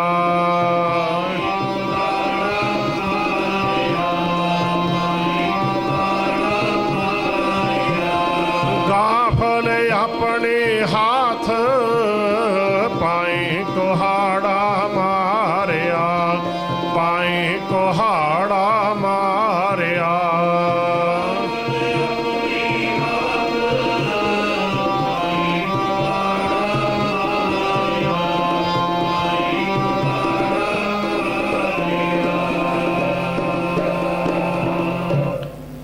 ਸੱਚ ਨਾਲ ਜੁੜਨਾ, ਧਿਆਨ ਰੱਖਣਾ ਗੁਰੂ ਵੱਲ, ਦੁਨੀਆ ਵੱਲ ਨਹੀਂ। ਸੱਚ ਦੇ ਨਾਲ ਜੁੜਨਾ ਤਾਂ ਜਾਤੀਵਾਦ ਦੇ ਪਿੰਜਰੇ 'ਚੋਂ ਬਾਹਰ ਨਿਕਲਣਾ ਪੈਂਦਾ। ਜਿਹੜਾ ਜਾਤ ਗੋਤ ਦੇ ਪਿੰਜਰੇ 'ਚ ਬੰਦਾ ਹੈ, ਉਹਦੀ ਸੁਰਤ ਕਦੇ ਵੀ ਸੱਚ ਦੇ ਆਕਾਸ਼ ਵਿੱਚ ਉਡਾਰੀ ਨਹੀਂ ਲਾ ਸਕਦੀ। ਜਾਤੀਵਾਦ 'ਚੋਂ ਨਿਕਲਣਾ ਪੈਂਦਾ, ਸੱਚ ਦੇ ਰਾਹ ਤੁਰਨਾ, ਲੋਕ ਲਾਜ 'ਚੋਂ ਨਿਕਲਣਾ ਪੈਂਦਾ। ਤੀਜਾ ਨੁਕਤਾ ਅਤੀ ਜ਼ਰੂਰੀ ਸਮਝ ਲਿਓ, ਆਪਣੇ ਖਿਆਲਾਂ ਦੀ ਕੈਦ ਵਿੱਚੋਂ ਨਿਕਲਣਾ ਪੈਂਦਾ ਹੈ। ਬਹੁਤ ਵਾਰੀ ਅਸੀਂ ਸਤਸੰਗ ਵਿੱਚ ਆ ਕੇ ਵੀ ਆਪਣੇ ਖਿਆਲਾਂ ਦੀ ਪ੍ਰੋੜਤਾ ਚਾਹੁੰਦੇ ਹਾਂ ਪ੍ਰਚਾਰਕ ਕੋਲੋਂ। ਜਿਹੜਾ ਸਾਡੇ ਖਿਆਲਾਂ ਦੀ ਪ੍ਰੋੜਤਾ ਕਰੇ, ਸਾਡੇ ਪਹਿਲਾਂ ਬਣੇ ਖਿਆਲਾਂ 'ਤੇ ਮੋਹਰ ਲਾਵੇ, ਉਹ ਸਾਨੂੰ ਚੰਗਾ ਲੱਗਦਾ। ਜਿਹੜੇ ਸਾਡੇ ਪਹਿਲਾਂ ਬਣੇ ਖਿਆਲਾਂ ਦੇ ਦਾਇਰੇ ਨੂੰ ਤੋੜੇ, ਕਈ ਵਾਰੀ ਉਹ ਸਾਨੂੰ ਚੰਗਾ ਨਹੀਂ ਲੱਗਦਾ, ਕਿਉਂ ਅਸੀਂ ਆਪਣੇ ਹੀ ਖਿਆਲਾਂ ਦੀ ਕੈਦ ਵਿੱਚ ਹਾਂ, ਅਸੀਂ ਆਪਣੇ ਹੀ ਖਿਆਲਾਂ ਦੀ ਪ੍ਰੋੜਤਾ ਚਾਹੁੰਦੇ ਹਾਂ, ਪ੍ਰੋੜਤਾ। ਤੇ ਜੇ ਤੁਸੀਂ ਸੱਚ ਨਾਲ ਜੁੜਨਾ ਹੈ, ਆਪਣੇ ਬਣੇ ਹੋਏ ਖਿਆਲਾਂ ਦੀ ਜੇਲ੍ਹ ਤੋਂ ਬਾਹਰ ਨਿਕਲੋ। ਆਪਣੇ ਹੀ ਖਿਆਲਾਂ ਦੀ ਕੈਦ 'ਚ ਅਸੀਂ ਮਰ ਜਾਂਦੇ ਹਾਂ, ਜਿਹੜੇ ਖਿਆਲ ਸਾਡੇ ਇੱਧਰ ਉੱਧਰੋਂ ਸੁਣ ਕੇ ਐਵੇਂ ਹੀ ਬਣ ਗਏ। ਉਹ ਫਲਾਨਾ ਐਂ ਕਹਿੰਦਾ ਸੀ, ਢਿਮਕਾ ਐਂ ਕਹਿੰਦਾ ਸੀ, ਉਹ ਇੱਦਾਂ ਕਹਿੰਦੇ ਇੱਦਾਂ ਕਹਿੰਦੇ ਆ, ਇਹ ਖਿਆਲ ਨਹੀਂ ਕਰਦੇ ਗੁਰੂ ਸਾਹਿਬ ਕੀ ਕਹਿੰਦੇ, ਗੁਰਬਾਣੀ ਕੀ, ਜਾਂ ਫਲਾਨਾ ਮਹਾਂਪੁਰਖ ਐਂ ਕਹਿੰਦਾ, ਢਿਮਕਾ ਕਿਹੜਾ ਮਹਾਂਪੁਰਖ, ਪਤਾ ਨਹੀਂ ਕਿਹੜੇ ਮਹਾਂਪੁਰਖ, ਆਪੂ ਬਣੇ ਮਹਾਂਪੁਰਖਾਂ ਨੂੰ ਮੰਨੀ ਜਾਂਦੇ ਕਿਹੜਿਆਂ ਨੂੰ। ਇੱਥੇ ਸਾਡੇ ਕੋਲ ਨੇ ਇਹ ਬਾਣੀ ਮਹਾਂਪੁਰਖ ਕੀ ਨਿਜ ਘਰ ਵਾਸਾ ਹੋਏ, ਇਹਨਾਂ ਮਹਾਂਪੁਰਖਾਂ ਦੀ ਗੱਲ ਕਰੋ। 35 ਮਹਾਂਪੁਰਖ ਸਾਡੇ ਕੋਲ ਨੇ, 35 ਮਹਾਂਪੁਰਖਾਂ ਦੀ ਬਾਣੀ ਹੈ। 36ਵੇਂ ਭਾਈ ਮਰਦਾਨਾ ਜੀ ਦੇ ਨਾਂ ਤੇ ਗੁਰੂ ਨਾਨਕ ਬਾਬਾ ਜੀ ਨੇ ਬਿਹਾਗੜੇ ਦੀ ਵਾਰ ਵਿੱਚ ਸ਼ਲੋਕ ਉਚਾਰਨ ਕੀਤੇ ਹੈ। ਭਾਵ ਉਹ ਭਾਈ ਮਰਦਾਨਾ ਜੀ ਦੀ ਬਾਣੀ ਤਾਂ ਦੱਸਿਆ, ਕਈ ਥਾਂ 36 ਲਿਖਿਆ ਹੁੰਦਾ ਨਾ, ਕਿਤੇ ਭੁਲੇਖੇ 'ਚ ਨਾ ਪੈ ਜੇ, ਮੈਂ ਤਾਂ ਗੱਲ ਕਰਤੀ ਨਾ ਸਪਸ਼ਟ। ਭਾਈ ਮਰਦਾਨਾ ਜੀ ਦੀ ਬਾਣੀ ਨਹੀਂ, ਗੁਰੂ ਨਾਨਕ ਬਾਬਾ ਜੀ ਨੇ ਭਾਈ ਮਰਦਾਨਾ ਜੀ ਦੇ ਨਾਂ ਤੇ ਸ਼ਲੋਕ ਉਚਾਰਨ ਕੀਤੀ ਹੈ ਬਿਹਾਗੜੇ ਦੀ ਵਾਰ 'ਚ। ਚਲੋ 35 ਮਹਾਂਪੁਰਖ ਸਾਡੇ ਕੋਲ ਨੇ। ਆਪੂ ਬਣੇ ਮਹਾਂਪੁਰਖਾਂ ਦੀਆਂ ਗੱਲਾਂ ਗੁਰਬਾਣੀ ਨਾਲ ਨਹੀਂ ਰਲਦੀਆਂ, ਇਸ ਕਰਕੇ ਛੱਡ ਦਿਓ। ਮਹਾਂਪੁਰਖ ਸਾਡੇ ਕੋਲ ਨੇ, ਗੁਰਬਾਣੀ ਦੀ ਗੱਲ ਨੂੰ ਮੰਨੋ। ਗੁਰਸਿੱਖ ਹੁੰਦੇ ਨੇ ਭੈਣ ਭਰਾ, ਮੇਰੇ ਹਰਪ੍ਰੀਤਮ ਕੀ ਕੋਈ ਬਾਤ ਸੁਣਾਵੇ ਸੋ ਭਾਈ ਸੋ ਮੇਰਾ, ਕੋਈ ਮੇਰੇ ਮਾਲਕ ਦੀ ਗੱਲ ਸੁਣਾਵੇ ਬਾਣੀ ਚੋਂ, ਭੈਣਾਂ ਨੂੰ ਵੀਰ ਸਮਝ ਲੈਣਾ, ਭਾਈਆਂ ਨੇ ਭਾਈ, ਆਪਾਂ ਭੈਣ ਭਰਾ ਹਾਂ, ਗੱਲ ਮੰਨਣੀ ਆਪਾਂ ਗੁਰਬਾਣੀ ਦੀ। ਗੁਰੂ ਗ੍ਰੰਥ ਸਾਹਿਬ ਵੀ ਸਾਡੇ ਸਤਿਗੁਰੂ ਹੈ, ਸਤਿਗੁਰ ਬਚਨ ਵਚਨ ਹੈ, ਸਤਿਗੁਰ ਪਾਦਰ ਮੁਕਤ ਜਨਾਬ ਹੈ ਗੋ। ਗੁਰੂ ਗ੍ਰੰਥ ਸਾਹਿਬ ਵੀ ਸਾਡੇ ਮਹਾਂਪੁਰਖ ਹੈ, ਗੁਰੂ ਗ੍ਰੰਥ ਸਾਹਿਬ ਵੀ ਸਾਡੇ ਸੰਤ ਹੈ, ਗੁਰੂ ਗ੍ਰੰਥ ਸਾਹਿਬ ਵੀ ਸਾਡੇ ਸਾਧੂ ਹੈ। ਪ੍ਰਮਾਣ ਸਾਰੇ ਪਿਛਲੀਆਂ ਹਾਲਿਆਂ ਦੇ ਕੇ ਇੱਕ ਦੁਬਾਰੇ ਦੇ ਦਿਆਂ। ਸਾਧੂ ਸਤਿਗੁਰ ਜੇ ਮਿਲੈ ਤਾਂ ਪਾਈਐ ਗੁਣੀ, ਕਿਹੜੇ ਸਾਧੂ ਨਾਲ ਜੁੜੀਏ, ਸਾਧੂ ਸਤਿਗੁਰ ਜੇ ਮਿਲੈ, ਸਤਿਗੁਰ ਸੰਤ ਮਿਲੈ ਸ਼ਾਂਤ ਪਾਈਐ। ਕਿਹੜੇ ਸੰਤ ਨਾਲ ਜੁੜਨਾ, ਸਤਿਗੁਰ ਸੰਤ ਮਿਲੈ ਸ਼ਾਂਤ ਪਾਈਐ, ਕਿਲ ਵਿਖ ਦੁਖ ਕਾਟੇ ਸਭ ਦੂਰੇ। ਹੋਰ ਪ੍ਰਮਾਣ ਲੈ ਲਓ, ਗਿਆਨ ਅੰਜਨ ਗੁਰਦੀਆ, ਅਗਿਆਨ ਅੰਧੇਰ ਵਿਨਾਸ਼। ਜੋ ਗੁਰੂ ਨੇ ਗਿਆਨ ਦਾ ਸੁਰਮਾ ਦਿੱਤਾ ਹੈ, ਗਿਆਨ ਦਾ ਸੁਰਮਾ ਕਿੱਥੇ ਪਾਉਣਾ ਹੈ, ਸੁਰਤ ਦੀ ਅੱਖ 'ਚ। ਭਾਵ ਅਰਥ ਕੀ ਹੋ ਗਿਆ, ਗੁਰੂ ਦੇ ਗਿਆਨ ਨੂੰ ਸੁਰਤ ਮੰਡਲ ਵਿੱਚ ਟਿਕਾਓ, ਗੁਰੂ ਦੇ ਗਿਆਨ ਨੂੰ ਸੋਚ ਮੰਡਲ ਦਾ ਹਿੱਸਾ ਬਣਾਓ। ਜਦੋਂ ਗੁਰੂ ਦਾ ਗਿਆਨ ਸੁਰਤ ਮੰਡਲ ਵਿੱਚ ਟਿਕ ਗਿਆ, ਫਿਰ ਕੀ ਹੋਏਗਾ, ਅਗਿਆਨ ਅੰਧੇਰ ਵਿਨਾਸ਼। ਅਗਿਆਨਤਾ ਦਾ ਅੰਧੇਰਾ ਖਤਮ ਹੋ ਗਿਆ। ਹਰ ਕਿਰਪਾ ਤੇ ਭੇਟ ਦਾ ਅਰਥ ਕੀ ਹੁੰਦਾ ਹੈ, ਮਲਾਪ, ਮੁਲਾਕਾਤ। ਭੇਟੇ ਦਾ ਭਾਵ ਮਿਲ ਗਿਆ ਵੀ ਕੰਮ ਹੋ ਚੁੱਕਿਆ ਹੈ। ਹੁਣ ਪਹਿਲੀ ਪੰਕਤੀ ਨਾਲ ਰਲਾਓ, ਜਿਹਨੇ ਗੁਰਬਾਣੀ ਨੂੰ ਸੁਰਤ ਵਿੱਚ ਵਸਾ ਲਿਆ, ਉਹਨੂੰ ਪ੍ਰਮਾਤਮਾ ਦੀ ਕਿਰਪਾ ਨਾਲ ਸੰਤ ਮਾਨੋ ਮਿਲ ਗਿਆ। ਭਾਵ ਗੁਰਬਾਣੀ ਨਾਲ ਜੁੜਨਾ ਹੀ ਸੰਤ ਸਤਿਗੁਰੂ ਨਾਲ ਜੁੜਨਾ ਹੈ। ਬੋਲੋ ਸਤਨਾਮ। ਡੇਰੇਦਾਰ ਕੀ ਕਰਦੇ ਐ, ਸੰਤ ਵਾਲੀ ਪੰਕਤੀ ਛੱਡ ਲੈਂਦੇ ਐ, ਗੁਰੂ ਵਾਲੀ ਛੱਡ ਦਿੰਦੇ ਐ, ਪਹਿਲੀ ਪੰਕਤੀ ਛੱਡ ਦਿੰਦੇ ਐ। ਗਿਆਨ ਅੰਜਨ ਗੁਰਦੀਆ, ਗਿਆਨ ਅੰਧੇਰ ਵਿਨਾਸ਼।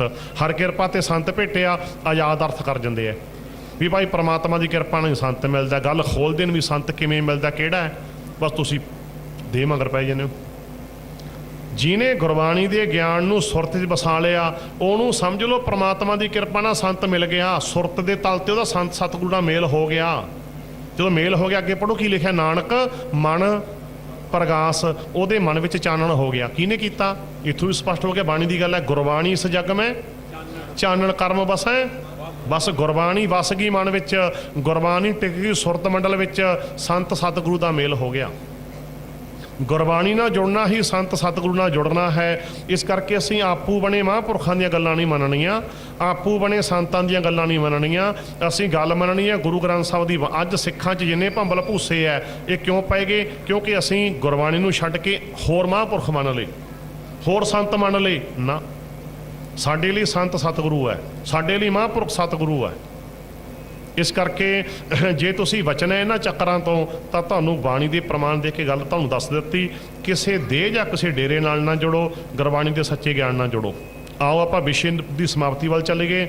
ਸੋ ਗੱਲ ਚੱਲੀ ਸੀ ਅੰਤਮ ਸੰਸਕਾਰ ਤੇ ਭੋਜਨ ਪਾਣੀ ਸਾਦਾ ਰੱਖੀਏ। ਤੇ ਇੱਕ ਗੱਲ ਹੋਰ ਕਹਿ ਦਿਆਂ, ਚੀਜ਼ਾਂ ਮਗਰੋਂ ਕਿਤੇ ਨਹੀਂ ਜਾਂਦੀਆਂ। ਪਹਿਲੀ ਗੱਲ ਤਾਂ ਜੀਵ ਆਤਮਾ ਨੂੰ ਕਿਸੇ ਚੀਜ਼ ਦੀ ਲੋੜ ਨਹੀਂ, ਨੰਬਰ 1। ਨੰਬਰ 2 ਤੇ ਪਹੁੰਚਦੀਆਂ ਵੀ ਕਿਤੇ ਨਹੀਂ। ਕਈ ਮੈਂ ਦੇਖੇ ਇਹਨਾਂ ਨੂੰ ਗਿਆਨ ਨਹੀਂ, ਮੰਜਾ ਬਿਸਤਰਾ ਚੱਕੀ ਫਿਰਦੇ ਆ, ਕਈ ਤਾਂ ਜੁੱਤੀਆਂ ਵੀ ਚੱਕੀ ਫਿਰਦੇ ਨਾਲ ਹੀ, ਪਲੇਟ ਚਮਚਾ ਕੌਲੀ ਸਾਰਾ ਕੁਛ। ਤੇ ਗ੍ਰੰਥੀ ਸਿੰਘ ਨੂੰ ਕਹਿਣਗੇ ਗ੍ਰੰਥੀ ਜੀ ਅਰਦਾਸ ਕਰਿਓ, ਭਾਈ ਜੀ ਅਰਦਾਸ ਕਰੋ ਫਲ ਮਿਲੇ ਜੀ। ਹੁਣ ਜਿਸ ਗ੍ਰੰਥੀ ਸਿੰਘ ਨੂੰ ਬਾਣੀ ਦਾ ਗਿਆਨ ਹੈ, ਉਹ ਨਹੀਂ ਅਰਦਾਸ ਕਰਦਾ, ਇਹ ਸਤਿਕਾਰਯੋਗ ਹੈ। ਹੁਣ ਜਿਹਨੂੰ ਗਿਆਨ ਨਹੀਂ, ਉਹ ਗ੍ਰੰਥੀ ਸਿੰਘ ਵੀ ਗੁਰਬਾਣੀ ਤੋਂ ਉਲਟ ਅਰਦਾਸ ਕਰੀ ਜਾਂਦਾ ਹੁੰਦਾ ਸਾਹਮਣੇ ਖੜਾ।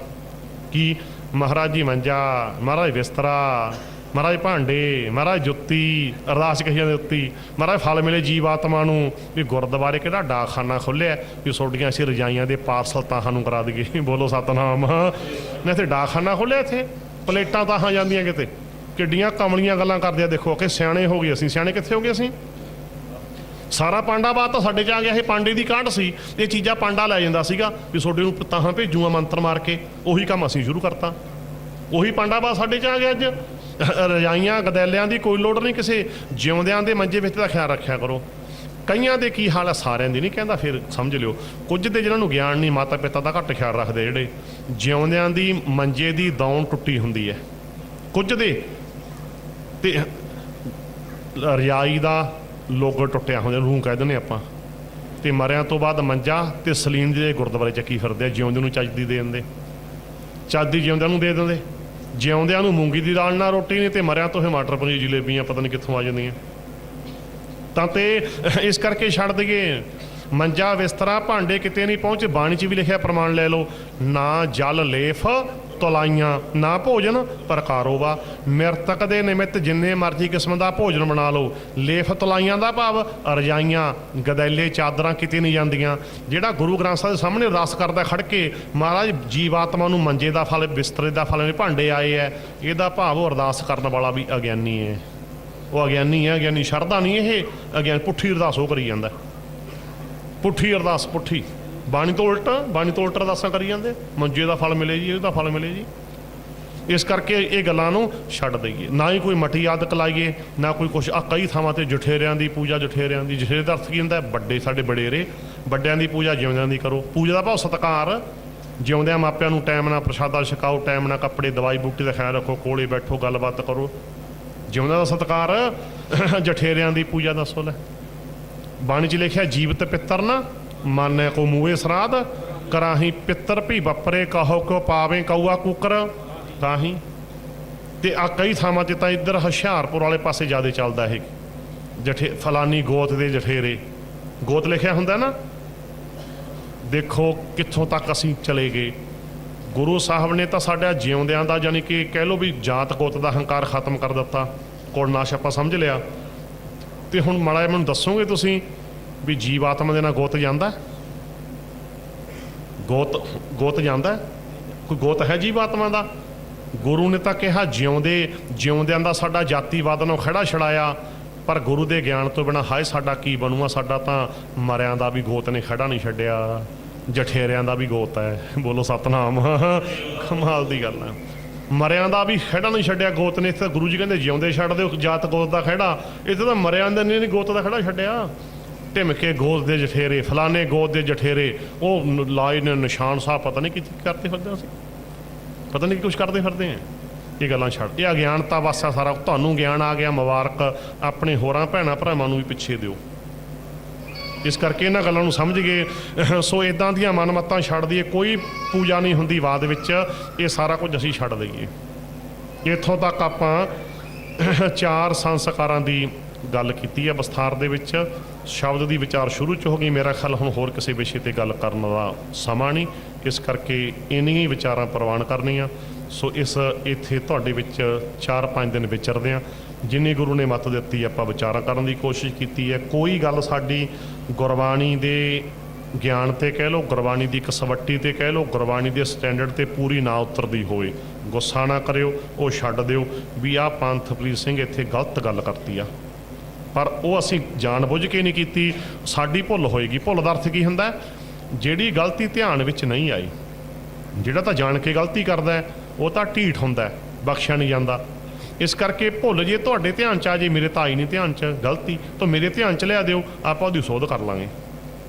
ਉਹਦੀ ਸੋਧ ਕੀਤੀ ਜਾ ਸਕਦੀ ਹੈ। ਗੁਰੂ ਦਾ ਗਿਆਨ ਆਪਣੇ ਪੱਲੇ ਬੰਨ੍ਹ ਕੇ ਲੈ ਜਿਓ। ਸਤਿਗੁਰ ਸਾਰੇ ਸਰੋਤਿਆਂ ਦਾ ਭਲਾ ਕਰਨ। ਸੋ ਗੁਰੂ ਦੇ ਗਿਆਨ ਤਾਂ ਆਪ ਜੀਵਨ ਜਿਉਈਏ, ਇਹ ਜੀਵਨ ਸਫਲ ਬਣਾਈਏ, ਤਾਂ ਇਹ ਸਾਡਾ ਜੀਵਨ ਹੈ ਜੋ ਇਹ ਲੋਕ ਸੁਖੀਏ ਪਰਲੋਕ ਸੁਹੇਲੇ, ਨਾਨਕ ਹਰ ਪ੍ਰਭ ਆਪੇ ਮੇਲੇ। ਸਾਰੇ ਸੱਜਣਾ ਦਾ ਬਹੁਤ, ਜੇ ਮੈਂ ਨਾਂ ਲੈਣ ਲੱਗ ਪਿਆ ਨਾਮ ਇੱਥੋਂ ਅੱਧੇ ਰਹਿ ਜਾਣਗੇ। ਕਿ ਬਹੁਤ ਸਾਰੇ ਸੱਜਣ ਵਿਚਰੇ ਨੇ ਨਾਲ।